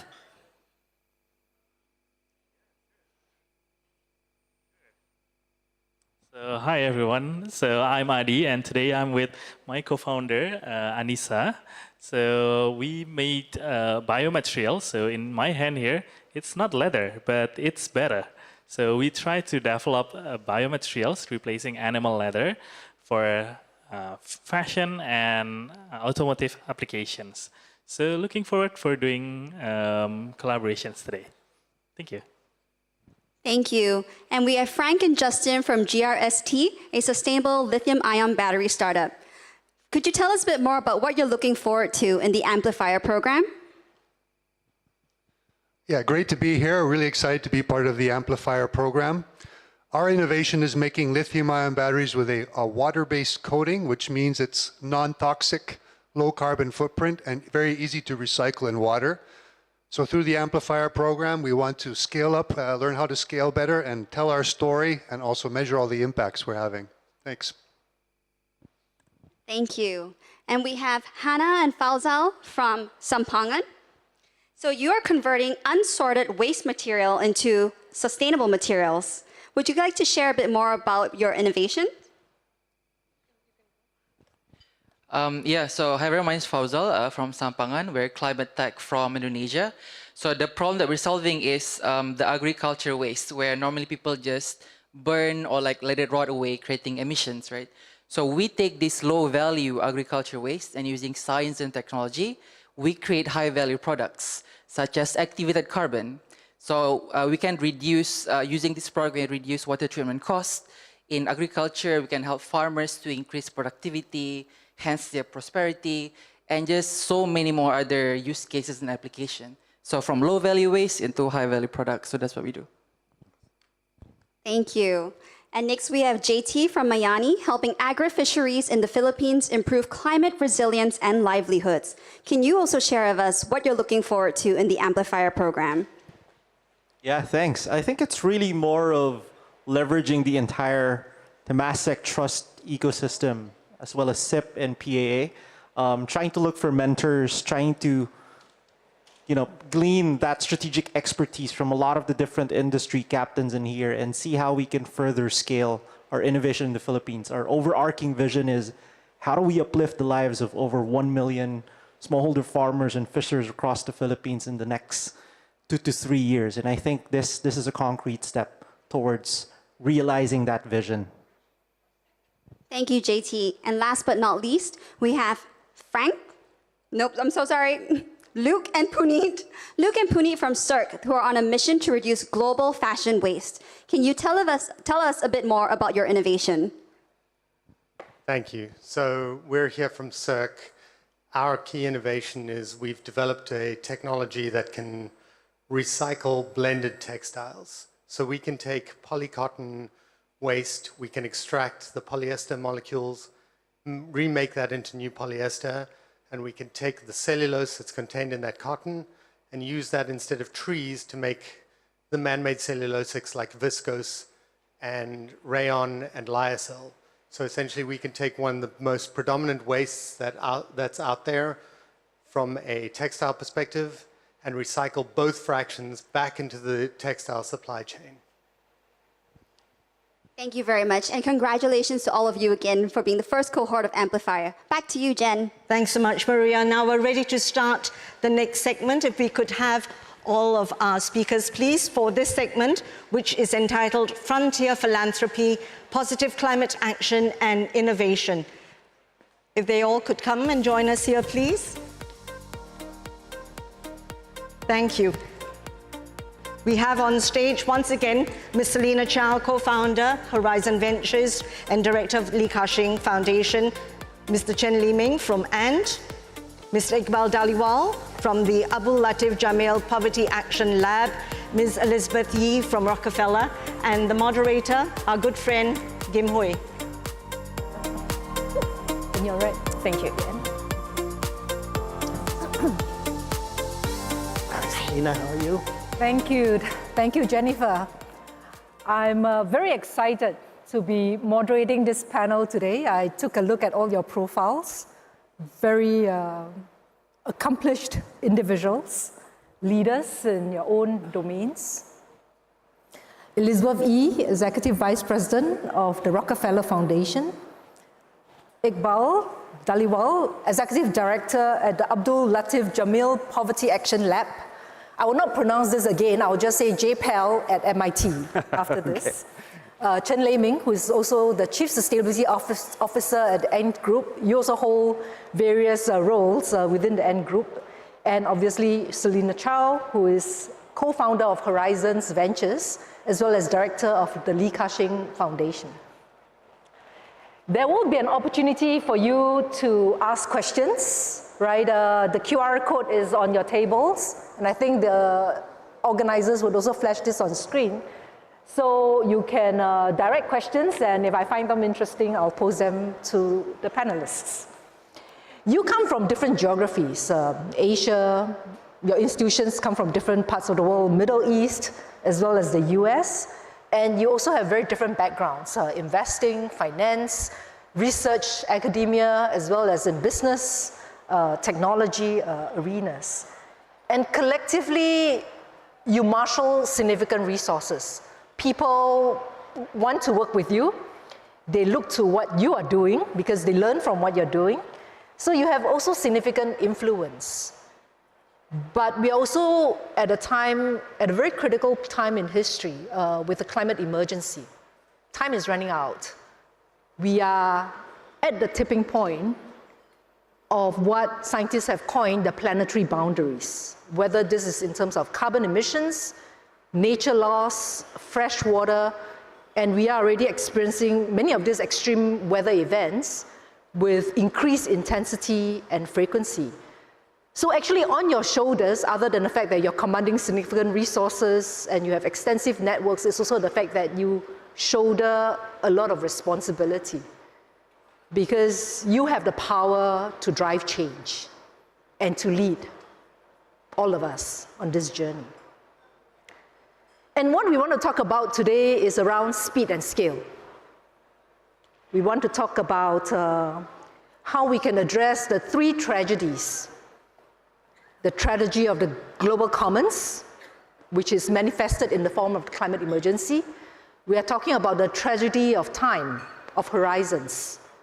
How do we bring the future forward to expedite action today?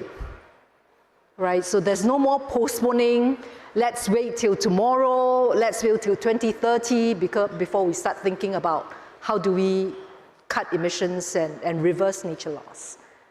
We're also dealing with the tragedy of system latency, which is that human beings by nature just don't like change.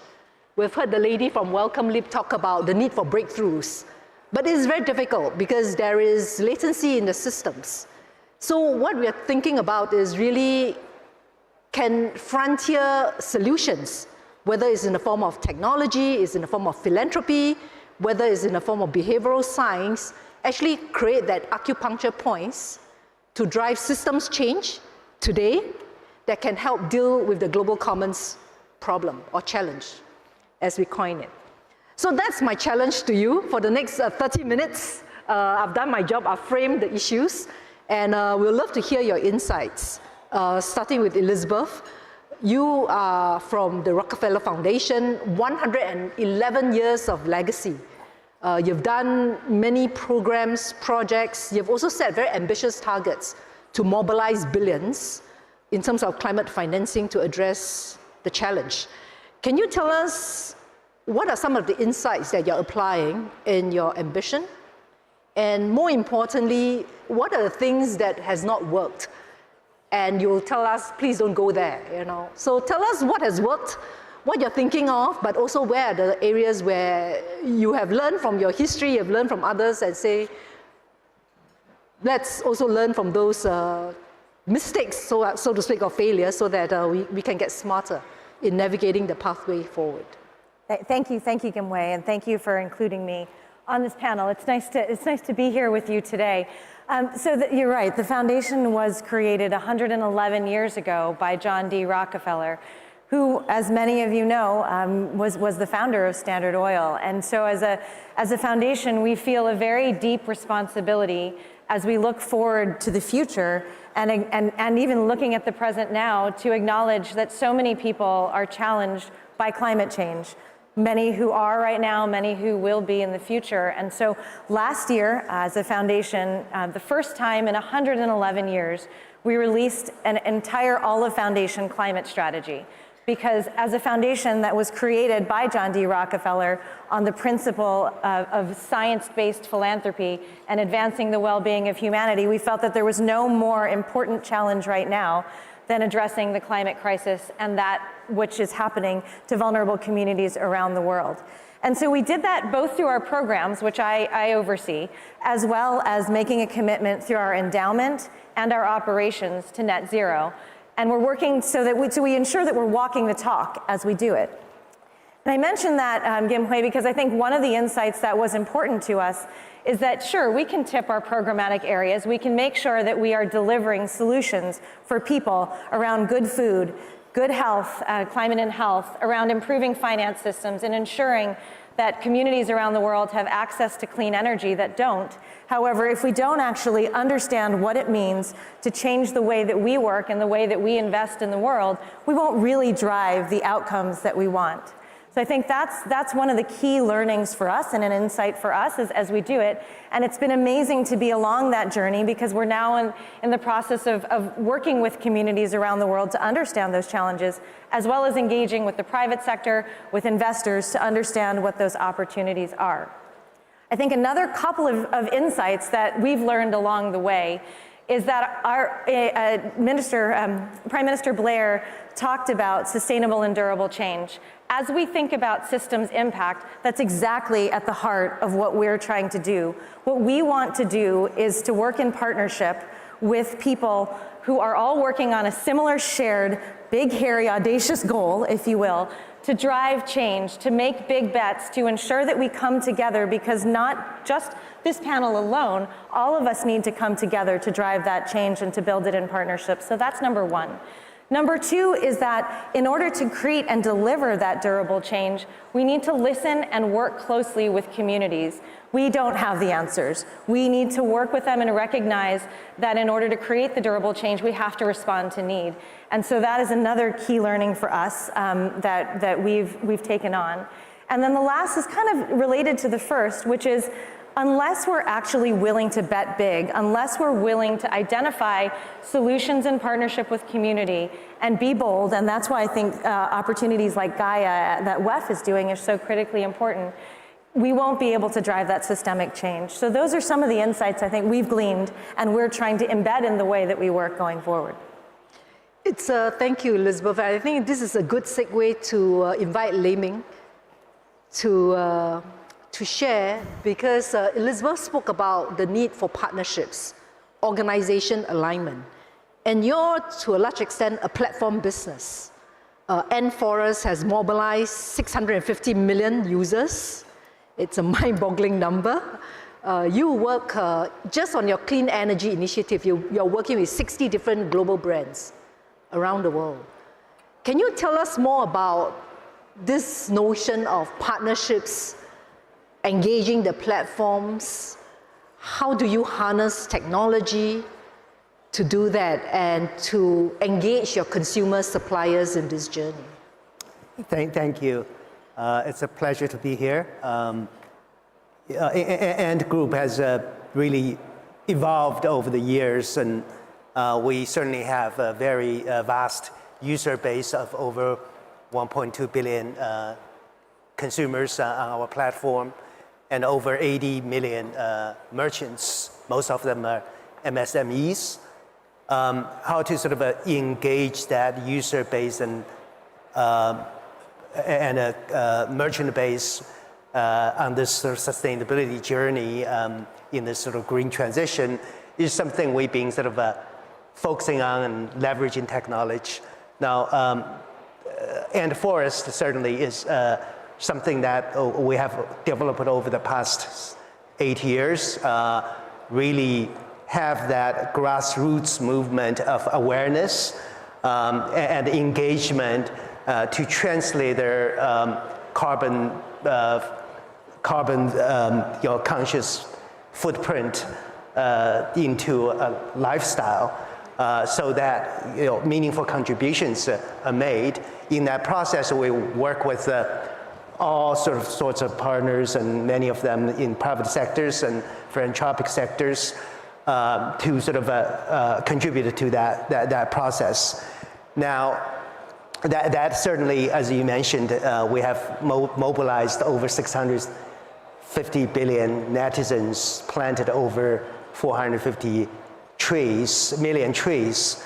That's a very, very sort of a significant thinking about people's sort of daily behavior, from taking public transportation rather than drive your own car, to use sort of digital receipt rather than paper receipt. Small things like that. The level of grassroots movement participation does provide this foundation for this movement to go forward. Now, over the past years, we also have been looking at how we can empower MSMEs in this sustainability journey. Now, we sort of look at the world. Big corporations, and although they contribute, they're significant remitters of carbon emission. But you look at it, the supply chain, probably 80% of them contributed from supply chain, small players like MSMEs. Now, SMEs certainly contribute to 90% of the global workforce, businesses, and half of the global employment, etc. But they have always been overlooked. The public sector has been, policymakers have been very active over the past years to formulate policy framework and what public sectors should be contributing in this process, especially leveraging technology. So we try to sort of work with public sector players and private sector players to try to address this sort of a pain point for MSMEs in that journey. So a couple weeks ago, we launched this program called Program Cyrus, really call for SMEs to work together to develop standards for green disclosure, to align them, sort of make sure that they have better access to green financing opportunities. So we work with MAS, we work with IFC, try to identify that kind of exactly the opportunities for MSMEs in that journey. So, certainly call for action, that is a great thing. Sort of we try to leverage and at the time of launching 2 weeks ago in Tokyo, we had 14 e-wallet players in Asia to be part of this action, and more expressing interest to be part of this. So we're very excited, and I think this is a journey that we have to, together with all the partners, to make that needle to move. Thank you. And for those of you who are not so familiar, many companies struggle with the Scope 3 emissions, right? You're familiar with Scope 1, Scope 2, Scope 3. Scope 3 are essentially your supplier, your consumer base. 80% of emissions are from Scope 3. So what you can do to mobilize your suppliers, SMEs on this journey will have a very instrumental effect on global commissions. I want to turn to Selina now. In fact, one of the things that struck me listening to Mr. Blair as well as the lady from Welcome Lib, right, is the power of technology. And you're an astute investor. You actually believe in the power of deep science and technology to drive impact. And what you're doing with Horizon Ventures is also for the profits to be plowed into the foundation to actually drive even more good in that process. venture capital, high risk, potentially high returns if you bet right, philanthropic impact outcomes, what we're talking about at this conference today. Are these the two ingredients that can drive speed and scale? Tell us more about your vision. Well, thank you for your question. From our perspective, we feel that investing, look, a lot of us are interested in philanthropy. For most of us are business people. So I think Paul Krugman said that. He said productivity isn't everything, but in the long run, it is everything. So investment is so important to ensure that that future capacity is possible, as what Regina was saying. Because even if there is only a modicum of hope, we should still pursue it.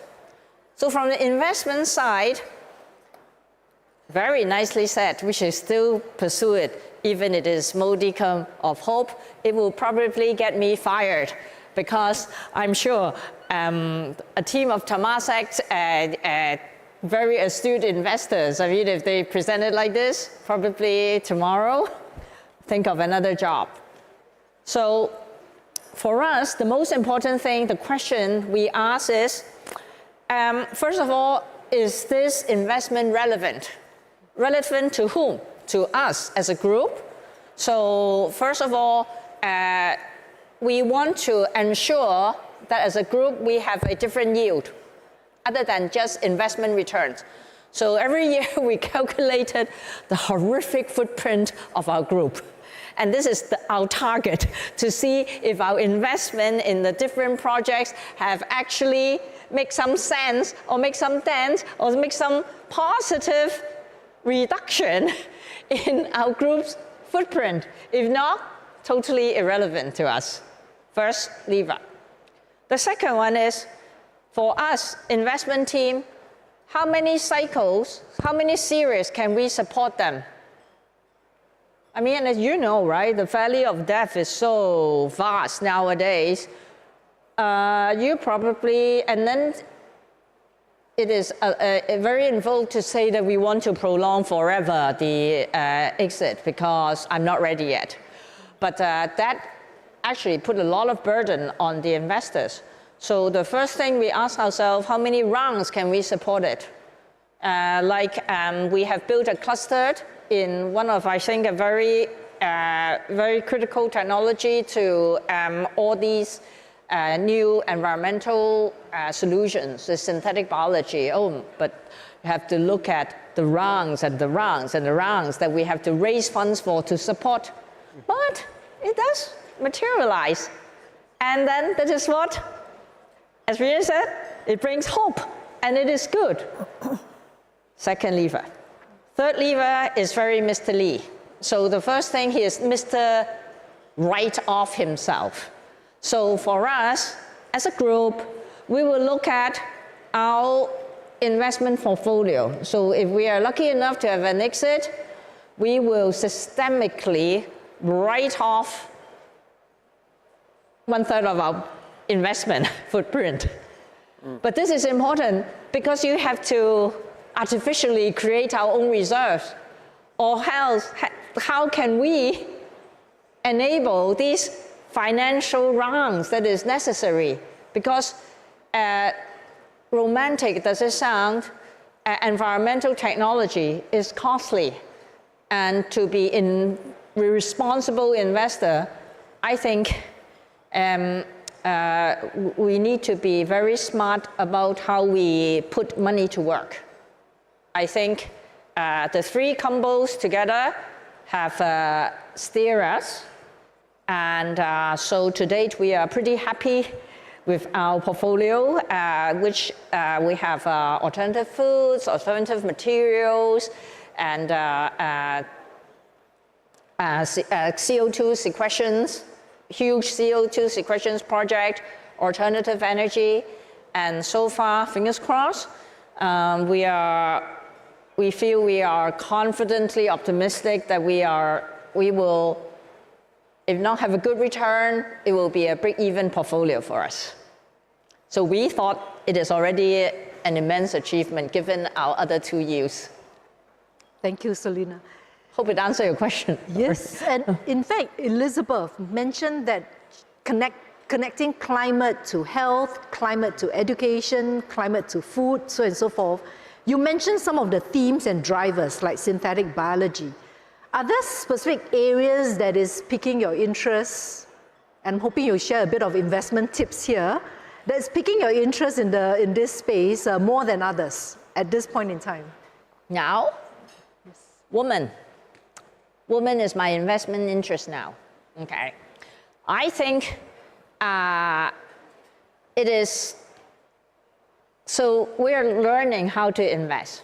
So I don't want to just invest in women scientists, support women initiatives. They are our philanthropy side. So we have a program which my colleague Julia here is the master of giving. She is the maestro of giving. And it drives our whole team crazy because we have to earn enough to give. But then, so we support a lot of women scientists. We support a lot of women community builders. So this is investing in women in the philanthropy side. But what do I mean by investing? The first area that we have invested in, okay, don't laugh at me. So it doesn't seem high tech, but I think it will be an interesting one in women's sports.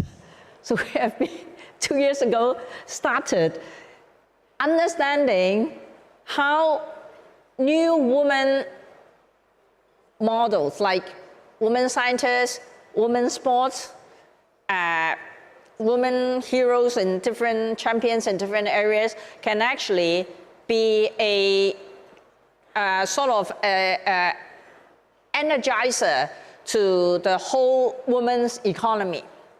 So we found that, unfortunately, although we have the equal audiences in women's sports, but then I don't know why, but maybe we should ask the media people here. Only 1% of the whole world's sports income goes to women. The 99% goes to other teams.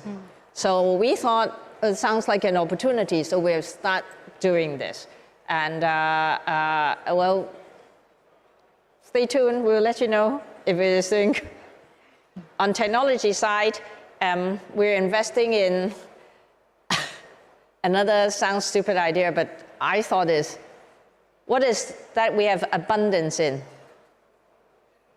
Humidity. Land in Singapore today, my hair all got crystal up. So humidity is abundant. So what is all the scientists doing in humidity? Can we turn humidity into energy? So what is we are studying how to look at the different possibilities. So this is our crazy ideas that we are pursuing. Thank you, I like that very much. Women and humidity. Yep, sounds like a great combo.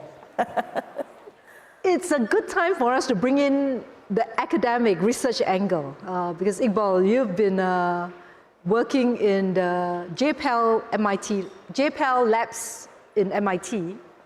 And the focus of the labs is really to look at evidence, research, and how that can inform more effective policy action. And obviously this goes back down to where the intervention points, for example, investing in women, that could actually be disproportionately strong contributor to climate outcomes.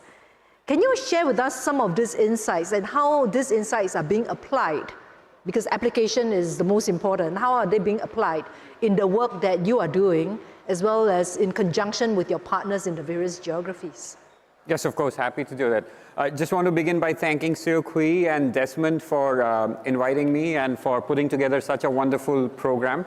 Look forward to it, and thanks to all of you for choosing us, the panelists, over such wonderful coffee. So thank you for doing that. Okay, so I think the climate impact that we are talking about, the climate change we're talking about, is a huge problem. There was a hope for the longest time that, 4 or 5 years ago, that the world is gathering momentum to put finance for climate change. But if you look at the numbers for financing, Tony talked about 1.7 trillion being needed just in Asia Pacific, but he didn't talk about the deficit. As of this point, the IMF estimates that there's going to be a deficit of $800 billion a year for climate transition just in just in Asia Pacific. And so kind of all of you, the philanthropists, the private sector, the foundations have a huge role to play because the government finances, thanks to the post-COVID stress, are not going to be able to do that. So, kind of that's part one of it. The other problematic area that we are seeing is that the transition to climate programs has been far slower than the transition to development programs. And part of the reason for this is that the accreditation process, the review process has been extremely slow. People just don't know what works in climate, and therefore, how do we review or accreditate it? And so kind of the speed of climate finance is actually slower than development finance, which is the second problem area. So in this mix comes J-PAL, and what we believe is that a big reason why there is hesitancy in putting money in climate, whether it's by philanthropists or foundations, is not really understanding which climate programs work, which ones don't work, and which ones work better than others. And I don't mean on individual pieces, but systematically, the way we have done this in education. What's the best way to get kids to school? What's the best way to get doctors to improve their diagnosis? We have not done that yet in climate change. What's the best way to get farmers to stop burning the forest? Is it by giving them money? Is it by imposing fines on them? Is it by giving them better machinery? Is it by educating them? We just have all these hypotheses in mind, but very little evidence. And folks, like Tony again talked in the earlier about, asking all of you as philanthropists that bring the same hard evidence that you do in your investment decisions into your philanthropy. And that's where J-PAL comes in. We started at MIT, but now we are based in more than a dozen countries, work in local universities. We actually work in 80 countries around the world. And essentially what we do is apply the same rigor that you expect from your medicines, from your vaccines, from your investments into your private sector. We apply that same lens on philanthropy, on social spending, and say, what do we know works and doesn't? So you asked me to give an example. So a few years ago, 5 years ago to be precise, I worked with the King Philanthropies in Stanford, and we started the King Climate Action Initiative at J-PAL, which basically is trying to put that same lens on climate. So one particular program that I'm very excited about is emissions trading. So in most countries in the world, advanced or developing, the way you try to reduce emissions from industries or water pollution is through a command and control structure. You designate that you cannot pollute above a level, and then you send these teams of auditors to go and find the people who are polluting more than that.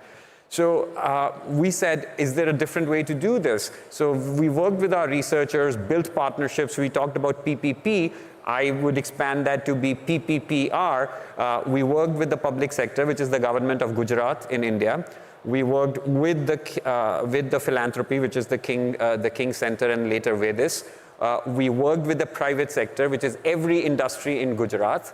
And we brought in the researchers, which is ourselves. And we said, instead of this command and control structure, would you be willing to do a voluntary carbon trading, which is that if I'm polluting more, I have to buy a carbon credit. If I'm polluting less, I have a carbon credit to sell. And lo and behold, industry loves this because they don't have to deal with auditors and the inspectors and the corruption that comes with it. The government loves it because it's actually seeing results. And we found, and philanthropists love it because we were able to measure the impact, and it led to a 20 to 30% decline in pollutants in this city called Surat in Gujarat. And so now we are working to scale it up from Surat. We have taken it to Ahmedabad, which is the capital of Gujarat. 3 other states we are working with have expressed interest in scaling it up in India. And all of a sudden you have a model which is validated, which is extremely low cost, which pays for itself and which can be applied everywhere. So I really hope that we can put this evidence-informed policy making into the mix of the partnerships, and I think that can have a huge result on the climate space. Thank you. That was very interesting. Because I'm also a big believer of emissions trading, because for one, it actually raises awareness of one's carbon footprint with a view to reducing it, but at the same time, it also helps us better understand the value of ecosystem services and better price that into business decisions. We have about 3 minutes and a little bit more. We would love to invite you next year to the Philanthropic Asia Summit 2025. So let's fast forward and assume you're on stage again, and I'm asking you, moderating the panel, and I'll ask you, what have you achieved in 2024 that you'd like to share with the audience? Starting with Lei Ming, and then we'll wrap up with the ladies. Sure. Yeah. Now, I mentioned the program CIRUS, which is a program we worked together with IFC and MAS on green disclosure for MSMEs. Next year, this time, we hope we can see tangible results, albeit small, hopefully bigger, for MSEs. Really engage all the participants to contribute in the process and hopefully make that a global impact program. Iqbal? Great, tough question. So I think the first thing is exactly the theme of this thing. I really want to see more partnerships develop, because none of what we do from evidence to scale is possible without partnerships. So I think partnerships is important. The second thing I think I would love to see next year is to be able to be on this stage and say that there were actually practical and responsible use of how AI helped us in the development of the climate space. Earlier, Lizzie and I were talking about this. The world is full of bad technology application examples, from one laptop per child to cook stoves that don't work, to winterization and heating. And oftentimes the buzz gets ahead of us. I think with AI, we actually have the potential is actually far more realistic. The potential is very high. And so if we can do for instance, on climate, the ability to monitor, for instance, fires in Indonesia and deforestation in the Amazon with satellite images, and then use machine learning algorithms to kind of understand where it is happening and then, get the resources where it is happening is huge. But it needs good training data sets, and it needs responsible application of AI. So I hope next year when we are here, we can actually share some examples and say it was not all hype, but they were actually practical examples that worked. Thank you. And Elizabeth, and we wrap up with Sulina. Sure. I hope to see two things. I know you said one, Gimhui, but I think one of them that we haven't really touched on today, but I think is a true opportunity here in the region, is more blended finance vehicles. I think certainly we do make a lot of grants. That's the foundation's core. However, I do think there's a lot of opportunity to use our capital and use others' capital even more catalytically to drive greater private sector investment, hopefully into women and women's sports, but more broadly. So I'd say that's one. And then the second thing I hope we do, which I guess is the challenge of going third after you and not talking about AI, but I think to talk about risks and failure. Because our job in philanthropy is to do the hard things where nobody else will go. And if we aren't failing every so often, or maybe more often than not, we aren't pushing ourselves hard enough to solve this challenge. So I hope we have a chance to talk about that too. And well, for us, fingers crossed, hopefully in 2025, two companies probably enjoy 2 exits from our synthetic biology cluster. In 2025, I am hopeful that a few companies who is working on alternative plastic will have enjoy wide adoption in the market use. Thank you. And please join me in thanking the panelists for sharing your views and insights. Thank you. For the voiceover.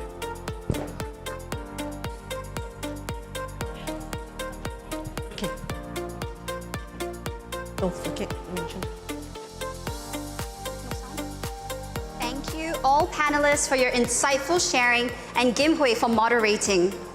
Before we continue, may we please request that those at the back please return to your seats and also be a little mindful of the humming of conversation coming from the back of the room. Without further ado, we would like to share with you a video message from Ms. Fu Mi Ha, CEO of the Wealth Management Institute. Hello everybody, here's wishing you a remarkable Philanthropy Asia Summit. WMI is pleased to hold our flagship Impact Philanthropy Partnership Forum at the summit this year. We will be showcasing inspiring and concrete ways to create lasting positive change. For those of you who are newer to WMI, we are founded by Temasek and GIC. We are Asia's leading institute for wealth and asset management education and research. We are also the destination where family offices from around Asia and the world come together to learn and share about how to lead family offices, how to invest, and how to give back. Giving back is a notion deeply ingrained in Asian families. Many families have a long track record of generosity, sometimes stretching back across generations. More recently, the now generation family members are increasingly looking at innovative ways to give more strategically, including using concessionary capital, impact investing, and blended finance. While interest is growing, many in the sector are still at an early stage of the learning curve. As such, WMI is thrilled to launch the Asia Center for Changemakers, supported by Temasek Trust and PAA. The ACC, for short, aims to be Asia's learning lab to grow a pipeline of active changemakers, empowering them to take action to address Asia's most pressing issues. Through the ACC, we want to help wealth owners to see philanthropy as an asset class and seek returns along many dimensions, creating impact for individuals, for communities, and for societies. The ACC will help family principals, professionals, advisors, and social entrepreneurs in 3 ways. First, we aim to professionalize the Asian impact sector. We're glad to share that we'll be launching a new certification program, the Certified Impact Philanthropy Professional, to develop comprehensive skill sets for practitioners. We will also be creating an impact fellowship for funders and social entrepreneurs to learn how they can turn their visions for a better world into reality. Second, we will foster a community of practice by encouraging active exchange of ideas and catalyzing innovative solutions. We welcome you to join us at our upcoming forums and roundtables. And lastly, we will shape and share Asian-grown thought leadership in philanthropy. I invite you to embark on this journey with us to steer the movement of purposeful wealth in Asia. Come and be at the very core, the center of change-making. Well, thank you, Miha. Congratulations on the setting up of the ACC. Now, could we invite those who are enjoying their tea to come and join us here at the front of the house, please? We're on to our last plenary session, and it is a good one. If I can invite all of our panelists on set. It's entitled Making the Impossible Possible, Transforming Health and Education Through Philanthropy. And if we could have with us Mr. Boge Brande, Mr. Ashish Dhawan, Regina Dugan, Zhang Yachin, Jaime Ayala. Jaime is on that side, and Boge, you're here. And Jamie, it's over to you. Yeah, nice to see you again. Tomorrow. That's right, we can have another session. Good afternoon, everyone. Thank you so much for staying for this last session. I shall try to keep this as tight as possible. As they always say with these panels of very distinguished panelists, they need no introduction, so seriously, I will not introduce any of them. You've seen who they are.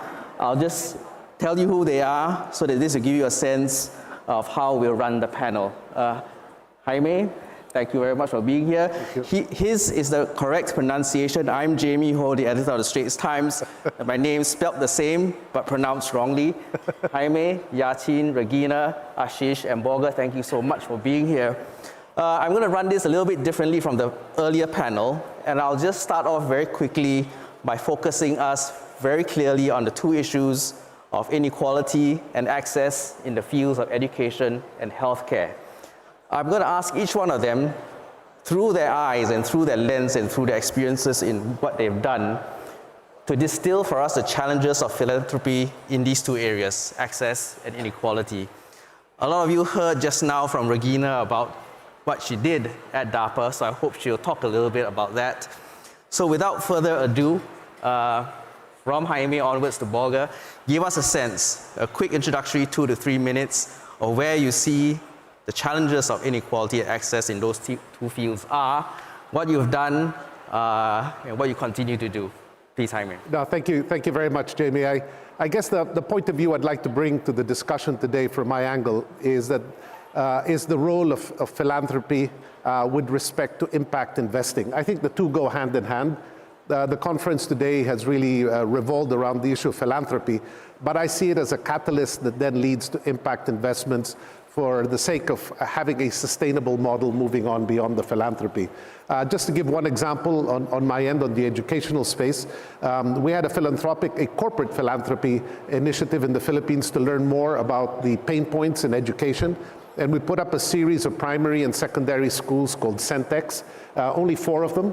And we studied the model. We looked into issues of nutrition, elements of the curriculum, how to deal with parents. And we set up a corporate philanthropic initiative to learn about the challenges of the educational system. From what we learned there, we basically started to allocate capital much more heavily into the educational space in a for-profit model. But the two went hand in hand. It was the philanthropic initiative that allowed us to understand the basic elements of what the challenges were, and that in turn led to a lot of capital that then we began to deploy into the educational sector, and it's become a whole business grouping within our group. And so that linkage between philanthropy and impact investing, I think, should be emphasized a lot more than it has. Thank you. Yachin, you bring to us your experience in the field of AI. So tell us a little bit about the work that you're doing, which may help in the field of access as far as healthcare is concerned. First of all, thank you for having me here. I want to congratulate to PA for the spectacular work in a very short period of time. I think if you look at AI in the last 10 years, it made a tremendous strides in the deep learning. The last couple of years, obviously there was a major breakthrough that has huge implications on philanthropy, healthcare, and also for, of course, education. So let me just say a few words, and then hopefully can talk more. The impact on, for example, healthcare really happen in 3 different levels. One is informational. The second is the physical, and then is biological. That the machine and brain interface. Informational, with the large language model, generative AI, for the first time in history, we actually have assembled the entire knowledge of the world in a compressed form. But in addition, we're able to generate and create very personalized, relevant, and meaningful information in both healthcare and education, and it's accessible for pretty much everybody. If you have a cell phone, you have electricity, you have internet, then you actually can access all the information. So that really changed the landscape of healthcare and education. I'll talk more about the physical level, the kind of work we do, and also in the machine and the brain interface. That is probably deeper in the sense of how we can help healthcare and also the underprivileged. I'll talk more about that because that will take a little bit longer. Okay. Regina, you set yourself up with your very excellent presentation just now. But I think what everyone's really intrigued by is the experience that you had at DARPA. in developing the mRNA technology. Run us through that a little bit, and then the kind of lessons you're going to bring to it. Sure. Well, so look, the story of funding mRNA at DARPA is a great story. There was a program manager, his name was Dan Wattendorf, and he pitched in front of us the concept of developing an mRNA vaccine. And the story went something like this. Imagine that we have a global pandemic and the world is shut down. It's a novel pathogen, and we don't have 3 to 10 years to wait for a new vaccine. Now, at the time, scientists had tried DNA vaccines and they lacked potency. And there was a lot of pessimism in the scientific community that this approach would work at all. And Dan's key insight was that perhaps mRNA would offer not only the opportunity to encode the antigen that your body needed to make so as to build a response, but also perhaps it could tickle the human immune system and ramp potency. And the idea here was that while there was no evidence that it would work, there was no evidence that it wouldn't work. And Dan was really clear that if it did work and we needed it someday, it would really matter. And this is the kind of calculus you see very often in these types of programs. Now, when I was there, and this is part of the risk calculation, when I was there, I didn't know that particular decision, the decision to greenlight that work, was the most important decision I made in my time there. I didn't know it at the time. We only knew it in retrospect. So I think it's very often that these kinds of big, bold bets look like that. Some of them you can imagine really working. Others, you really have to make the bet and then work it hard. The execution is really part of it. So there are things that we're working on, I think, at Wellcome Leap that pertain to your question about access and inequality, and I'll just touch on them briefly. The first is really in our first 1,000 Days program. So not only are we working on this question of synchrony, but we're also working on the opportunity for, say, a nutritional supplement to promote the cognitive health. And in that case, we worked really hard to ensure that data collection of the microbiome would be diverse. It not only improves the results, but it also builds trust in the outcome. When we started, the data set was 99% Western. When we got 3 years into that program, the data set is now 75% non-Western. And there are other examples of this in other programs, inclusive of our efforts in women's health. Of course, 50% of the population is female, and we are traditionally underinvested in women's health. This is a big concern for us. So those are some of the ways that we're working on it, Jamie. Ashish, I'm going to bring this back to education now. From the Convergence Foundation's perspective, give us again the top-line perspectives of how you see your work in bridging the gaps that we see in access and inequality. So 260 million children go to school in India. So the access problem, at least in the early grades up to 8th grade, is pretty much solved. And the issue is inequity, where 55% of the children, when you come to grade 5, still can't read 3rd grade text. So what we found is the data consistently showed that learning breaks down early, and if you can't read by the end of 5th grade, you're shut out from the world of learning forever. Yeah. So really the goal of improving inequity was to lift the bottom half through a method called structured pedagogy, which would focus on children who didn't have the basic skills of numeracy and literacy. We piloted this, and then ultimately 3 state governments in India put it into mission mode. They put embedded structured pedagogy, started to get teachers to adopt this method with scripted lesson plans and very clear goals. And then ultimately the Prime Minister made this a national mission about 3 years ago. So now we support 12 state governments in implementing this national mission. And really the way we feel we can improve inequity is by getting that 55% down to well below 20% by 2030. Borger, to just close off these introductory remarks, You at the forum have the benefit of having this bird's eye view over all of us more often than not. Again, in the field of education, what's your advice, top line, to philanthropies as they start looking at this issue of access and inequality? What's needed? In many countries, there is a major underinvestment in education.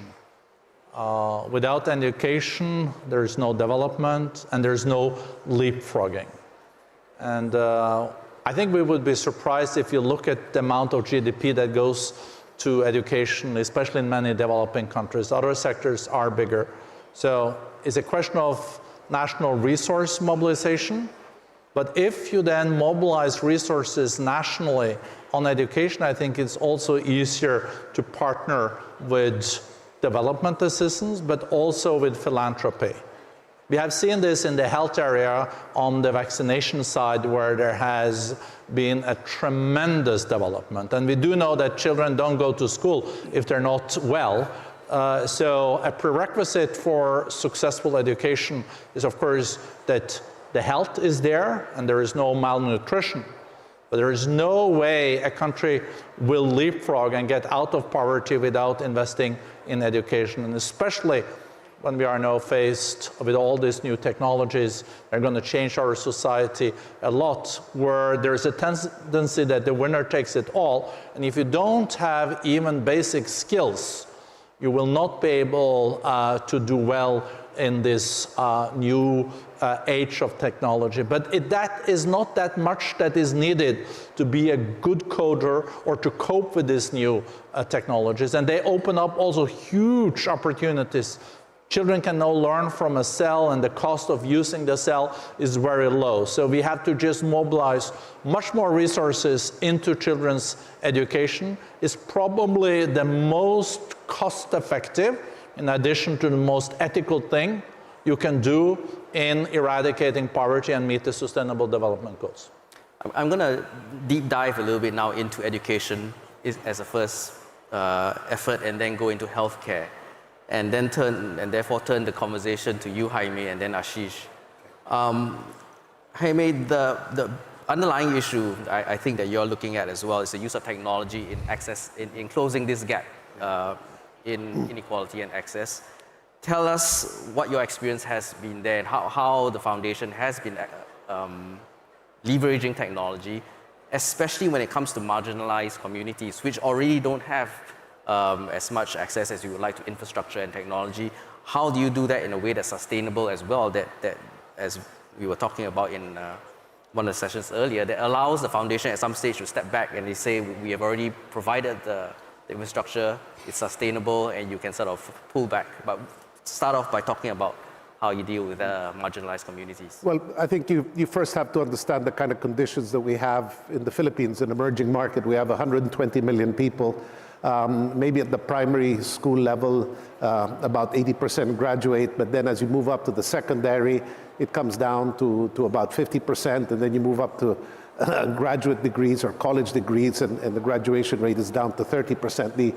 The needs for innovative solutions are tremendous, and the amount of inequality that exists is large. You know, we're many thousands of islands in the Philippines where we're not linked in a cohesive way, and so the challenges to education can be very large, given our population and the breadth. We have one thing going for us, which is a demographic dividend, and this is being discussed now at tremendous length. So the key is, how do you address this demographic dividend and take full advantage of it to create a positive cycle moving forward rather than a negative, and it's getting education to the vast majority of Filipinos. Right now, we are lucky that there is more access to technology than was once upon a time, and partnering with a couple of different, at least in our foundation's case, partnering with a couple of Spanish foundations, Pro Futura of Acciona, we've been able to use solar power and online learning to be able to distribute more advanced studies to some of the island groupings. where education has been at a lower level. So technology in this day and age now, particularly with the rise of telecommunication facilities and the like, has basically changed the nature of interaction with these outlying areas and has made things much more accessible than they were before. But I go back to a theme that I brought up early at the very beginning, which is one thing is to learn where the pain points are from a philanthropic initiative, and we've had some in various island groupings in the Philippines. You learn what the pain points are, you learn how technology can be used, but there's a limit to how far philanthropy can go. It's a great learning process by using philanthropy to understand pain points, but then I think you have to go to an impact, a model, to then take it up into a sustainable structure where then you can grow. And I think what we've done is price points, and then take that model and turn it into a for-profit impact model where then you can expand. I think that linkage between the two is an important one for all of us in emerging markets. Philanthropy has a role to play at the learning stage and understanding where the pain points are. But then I believe impact investing is needed as a follow-on from that to be able to create the kind of sustainable financial structure that will then lead to growth. And that's what's happened in our educational front. We started with a grouping of schools called Centex, where we learned where the pain points were, including the technology ones. And then we moved and put that into a for-profit impact-related investment opportunity, merging with other educationally related investors to then take it up to a whole different level, where right now we have about 67,000 students within the ecosystem of our education. But the two, in my opinion, have to go hand in hand. Philanthropy to learn pain points, understand what the needs are, but then an impact investment model to then take it up and grow it. I'm glad you also mentioned just now partnerships. And in this way, I'm going to maybe get Ashish to chime in as well in terms of your foundation's experience in partnerships, because your work also deals with larger governance issues, policy reform in the education sector. And I'm sure you've had to work quite closely with various levels of government in India. Is there something that you can also bring to the room in terms of experiences that you've had in how it formulated and allowed you to evolve the work of the foundation? Yeah, so my early work has been in education, but I soon realized that we need to start working on economic growth related issues, because if you look at any country's development trajectory, up to about $15,000, $20,000 of per capita income, the correlation between per capita income and HDI, Human Development Index, is about 90%. So really, if you can improve per capita income, human development goes up. It's the rising tide that lifts all boats. What can a philanthropy do to impact economic growth? We think the only way you can have impact is on policy or policy implementation. So we picked 2-3 areas that are important for government. One is female labor force participation. Female labor force participation in India right now is only 37%. There's a strong desire on the part of government to increase it to well over 50%. So working alongside government on the policy side, policy implementation, piloting in some states, is one way to do that. Similarly, to double women's enterprise, 14% of enterprise owned by women. Desire of government is to double that to almost 30%. Similarly, we picked other areas. There's a big desire for government to move up the value chain in terms of science and technology. They've just announced a new research fund, a little bit like NSF. So what can an outside foundation do? Well, ultimately, when the announcement is raised, somebody needs to work in project management mode in terms of helping design it, but also help implement, write the governance rules, do the sort of work, the detailed work along with the ministry on something like that. So we feel there's a role not just for policy ideas, but really an advocacy, but also for policy implementation. And it's extremely high leverage. Yep. It's extremely unpredictable. You don't know if you're going to see results. It could be long gestation. But if you align yourselves with areas where government already has interest, you're more likely than not to see results and also receptivity in terms of them wanting to engage more deeply. Regina, I'm going to tap your views now as well, because along the lines of what Ashish was talking about is this dynamism, right, that you also spoke about at DARPA and at Welcome Leap. Yeah. And I wrote this down, that this culture of being able to move fast and iterate like hell. I like that.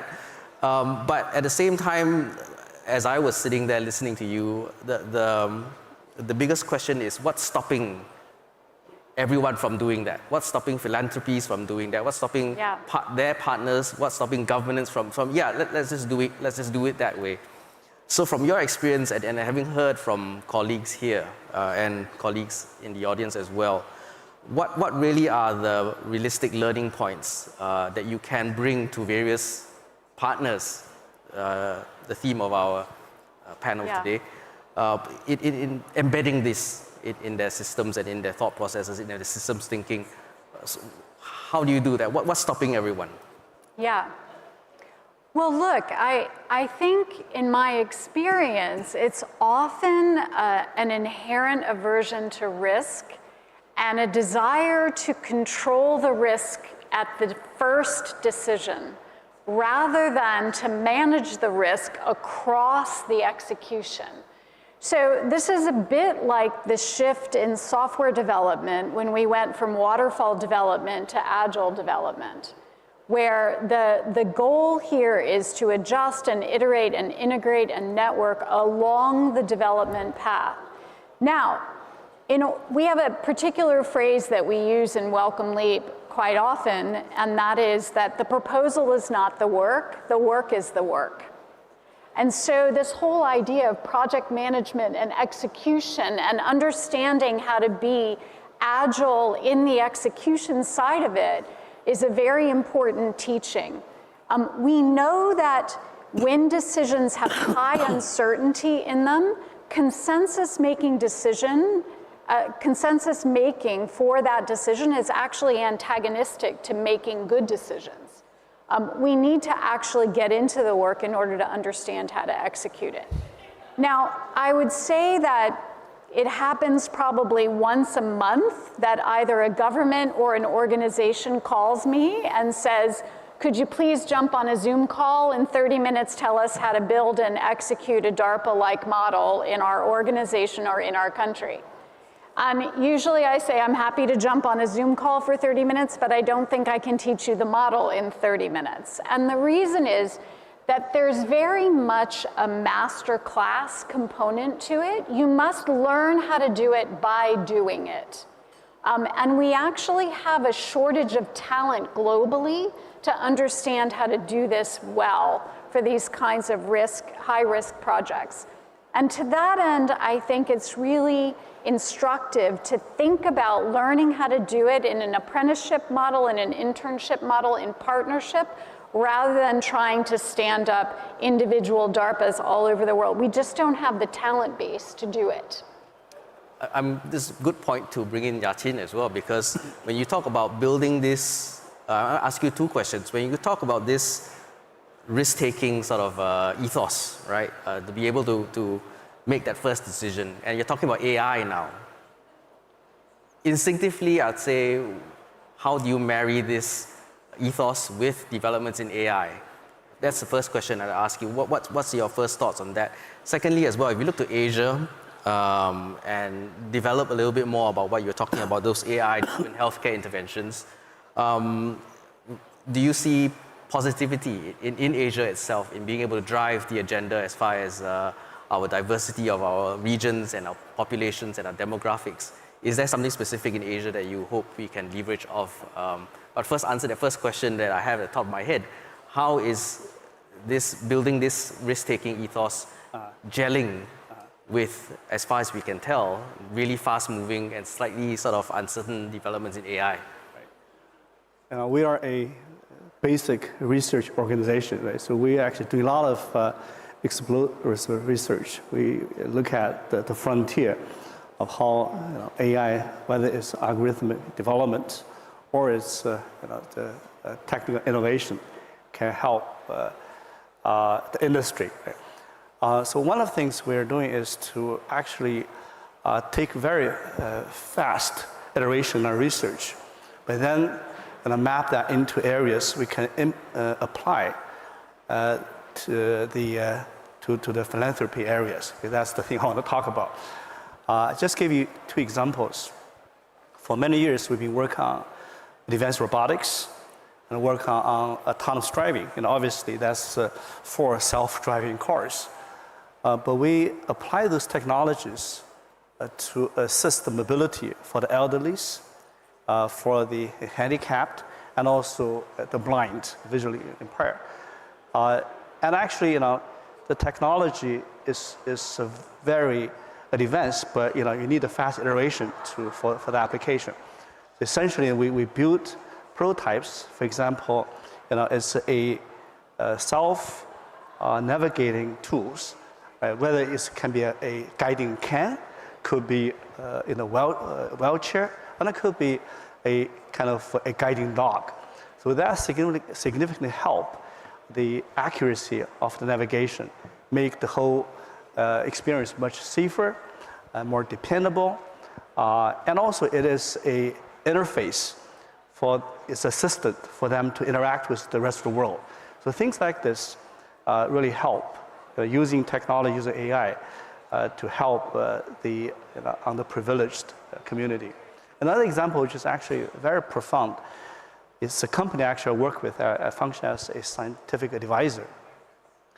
They took advantage of the most significant advance in the brain and machine interface. Essentially, you are able to interpret intentions of your brain, and then make that into actions. Very similar to what Elon Musk building for Neuralink. In this case, we're actually now using we now insert the chips into your brain.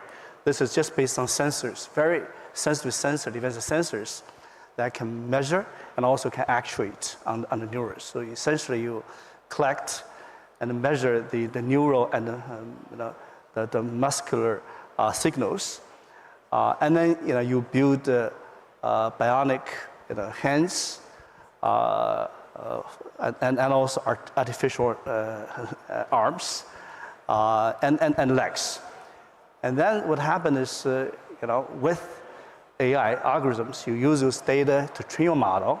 Then you're able to interpret those intentions into actions. So people can write poems. They can play pianos. They can even write Chinese lithography, calligraph. So it really makes sure people can conduct their normal lives with this kind of technology. That is very, very significant. But that's all built on the advance of AI, and particularly in the last few years, the large vision model, large language model, and the capability to translate a lot of this data and the signal into action and make it very precise and accurate. Borger, I'm going to ask you to help me bring some of this together. That's my prerogative as a moderator. I can ask you to do some moderating. But seriously, from your perspective and from the perspective of the forum, how do you think we can bring all this together? I mean, one of the previous panels spoke about the many P's now, right? It's no longer just PPP, now there's an extra P in maybe philanthropy. How do we ensure that we bring it all together so that there's a certain degree of coherence, right? I'm sure that's something that the forum is looking at. What's your take on the next steps in ensuring this coherence across all stakeholders? That's one. And secondly, as someone from the outside looking into Asia, it's immensely diverse. You have countries like Singapore, you have other countries in Southeast Asia who are not as developed. But is that something you see as a net positive for our region, or does it make our work even more complicated? We have so many people from different organizations and philanthropies with different experiences and training and skill sets, as Regina was saying. Yeah. But how do you see that evolving in the next couple of years as this PPP becomes even more complicated with the extra P, and where does philanthropy come in to sort of frame everything? Thank you for that opportunity. To your second question, yes, Asia is complicated, but that's a positive thing, net. So the diversity is good. On philanthropy's role when it comes to public-private philanthropy, I think the role of philanthropy is at its best when it's catalytic. Then it's catalytic and consequential. Because philanthropy will not be the biggest investor in health, education, climate, or restoration of nature, but it can be a very important piece of it. And this is to Davan's point. I find philanthropy also at its best when it can also influence public policies that lead to increased but responsible economic growth. And look at how much policies do matter. In 1960, the GDP per capita was the same in Kenya as in South Korea. Today, the GDP per capita in South Korea is 30 times the one in Kenya. It is a fact that the policies you apply also leads to development, and growth is a prerequisite. When you have growth, you can also, with the right policies, invest in health, education. Then there are political decisions in that respect. And in my view, philanthropy can have a huge impact on how countries implement the right policies for then doubling down on in investments in education, in health, also taking care of their nature. Look at what Bill Gates has done in the vaccine area. Without that philanthropy, we wouldn't have seen this huge pivoting. And it started with his funding, but then the governments on ODA also followed, and then governments in developing worlds also use more of the resources on health, and that has positive impact on children, on women's health, and etc. We need that to happen also in other areas. So I think philanthropy is a very necessary addition also to private, public-private, but I would be very, very selective when I put my philanthropy into this. It needs to also then be catalytic, lead to the right policies, because you cannot cover the cost of all healthcare or education in the country. We have countries that are developing countries today where the biggest real estate owners are exempted from taxes, and 50% of their budget goes to defense, and then 2% goes to health, and 1.5% to healthcare. Of course, you can come in with your philanthropic money then, and it is just a drop in the ocean. What I would say then on ODA and philanthropy is that we are willing to be a partner with you, but then you have to start to collect taxes, you have to get rid of corruption, and you have to use your money on what is very important in your society, your young people, health, and what really matters. Then philanthropy is at core of what we really want it to be.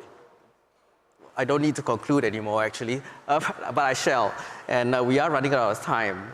So I'm going to ask each one of you, as you sort of speak to all your partners in this room, as you look towards the prognosis for philanthropy to play an even bigger role, specific to health or education or elsewhere, what really is needed therefore? And this is something that Regina spoke about, whether it's partnerships, whether it's developing the skills and the capabilities within each of your foundations, this appetite for greater risk-taking, the entrepreneurialism. So very quickly, just again, as we recap, what do you think are the real obstacles that you see? And how do you start building it up? Yes, from opportunities such as these summits, but helping each other, what do you want to say to each other in this room? As to how can you take philanthropy to that next level? Jaime, and then all the way to Borgum. Well, I guess the last message I wanted to leave is philanthropy comes in beautifully in moments when the problems are bigger than ourselves or the institutions that we represent. There are global issues that we all face. The pandemic hit us, you couldn't work by yourself, you couldn't work as a corporation, you had to work as a nation state and globally. Climate-related issues are the same. That's when philanthropy comes in. But the big message I want to give is that we have to learn a new skill. All of us, most of us in this room have learned how to compete. We're educated to compete. Nation states are educated to compete. We're all trying to get a competitive advantage for ourselves or our countries. When it comes to issues like this, and issues where philanthropy comes to play to address bigger touch points that addresses all, it's the issue of cooperation. So we have to learn a new skill, which is how to build trust with each other and come together at key moments to address issues that are bigger than all of us. This issue of cooperation, I think the world is still learning about.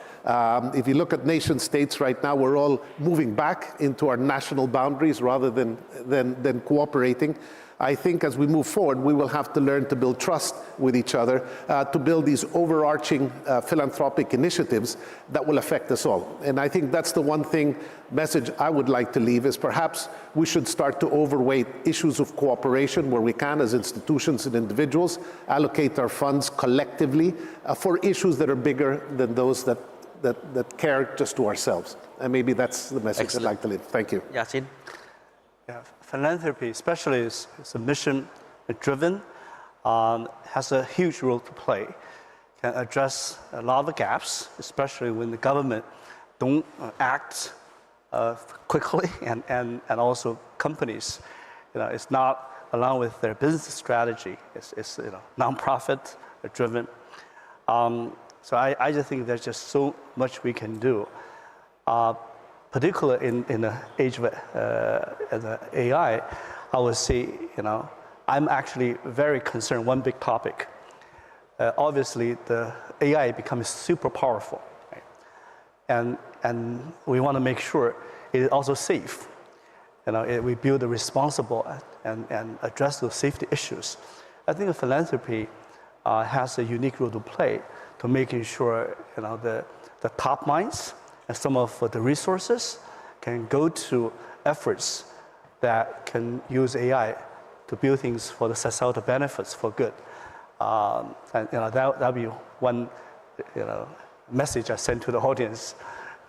Collectively, we should make that effort, work with government and work with companies, but we actually can take initiative and can pivot that direction. Yeah, like you, I'm also slightly concerned about the capabilities and abilities of governments and others to collaborate when it comes to AI. But Regina, do you have a certain degree of optimism as far as collaboration, cooperation, at least between philanthropies? But your experience. Yeah, I'm optimistic, but we have to take a collective action right now. Yeah, look, not only am I optimistic, but I think it's essential. I think that the challenges that we face in front of us, the existential ones, we're talking about lifting up education, we're talking about global health and care for the planet, even issues about how we're going to govern in a world where AI is emerging. These are global issues, and they aren't going to get solved within neat boundaries of the map of the world. And so the ability to work in the global commons to solve and create some of the breakthroughs we needed, the catalytic moves needed in the world, I think is necessary for us going forward. I also believe that we have some challenges in philanthropy. I think philanthropy has a tendency to be fragmented. And if we want some of these catalytic effects, we have to work together effectively to achieve the kind of scale and mass we need to take some of these shots on goals. So those are, I think, both the opportunities and some of the challenges in getting it done. Ashish, do you agree? Yeah, so I would echo what was said just now, that philanthropy is a mere drop in the ocean. If I look at India, the state now spends about $1 trillion a year. About $350 billion is spent on development, education, health, livelihoods, etc. So whatever we spent is immaterial compared to what the state is going to spend on development. And of course, markets play a role as well. So my belief is that philanthropy should really think of itself as the Archimedes lever. You've got to be that catalyst, be that Archimedes lever.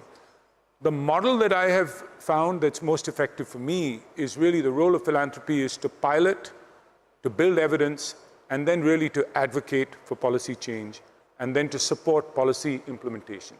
That for me is the value chain. And you've got to be long-term, because these are complex problems. They're not going to get solved in 3 years or 5 years. One needs to have the staying power to be in the game 20 years to work on these complex problems, because it'll be a bumpy ride along the way. Borga, you're excellent at recapping things for the moderator. Tell us what the forum is going to be doing as well.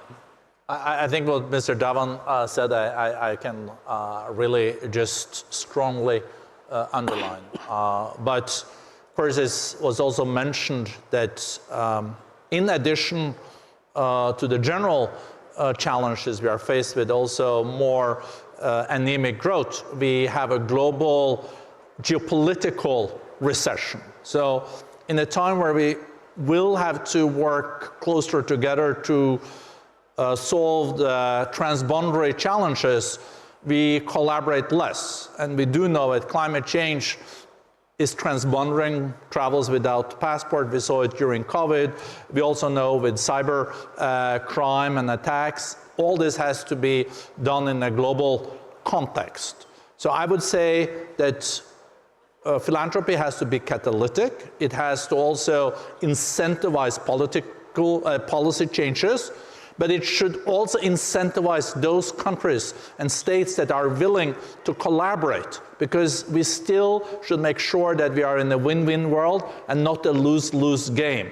And there I think also philanthropy together with public-private can have a huge impact. So we have to incentivize what we want more of, incentivize those governments that are willing to put the big money on it, companies that are also leaders in their field and use their amazing purchasing power to just pivot a little bit, and then you have philanthropy then sitting there using its money, quite limited, but it's there to incentivize everything we want more of, and also incentivize those groups that work against those are implementing policies we want less of. Borga, Ashish, Regina, Yachin, Jaime, thank you so much. And to you, thank you. All right, thank you so much, everybody. We appreciate those insights. Clearly, philanthropy as a force for good. And we're on to now our next Impact in Action video, ensuring global and public health in Asia.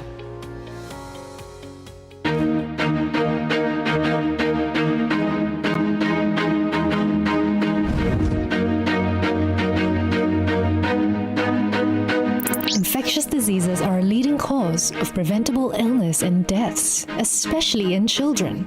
Genomic sequencing, a breakthrough tool for early disease detection, guides decisions and saves lives. Research conducted by the Asian Pathogen Genomics Initiative shows that pathogen genomic sequencing exists at least in some part in each of the countries in the region. However, this capability is low and too slow for rapid action.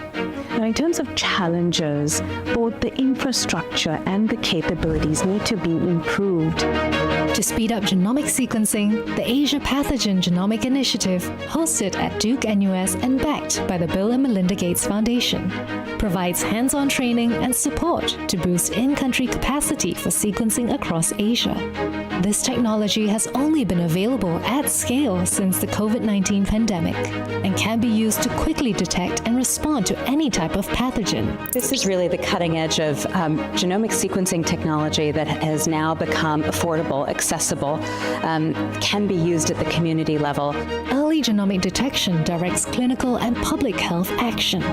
Rapid identification of drug-resistant tuberculosis bacteria means quicker, accurate treatment, reducing spread. Public access to this data boosts coordinated responses at the national, regional, and global levels, saving many lives. The Asia PGI is championing a revolution in disease monitoring and public health across Asia. It employs innovative methods like wastewater analysis to track disease spread and detect new pathogens. A key moment in February 2023 showcased its rapid response capabilities. Using genomic sequencing, Asia PGI partners in Cambodia identified a case of highly fatal bird flu in an 11-year-old girl within 24 hours of sample receipt. This triggered instant action and surveillance around poultry farms to help understand and interrupt transmission. The long-term impact of Asian Pathogen Genomics Initiative is to improve early detection of disease and to save lives.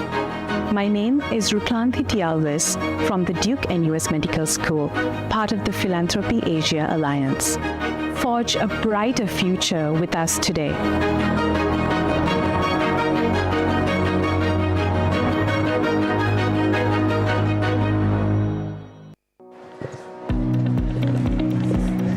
Thank you, ladies and gentlemen. We have now come to the end of the plenary session of the Philanthropy Asia Summit 2024.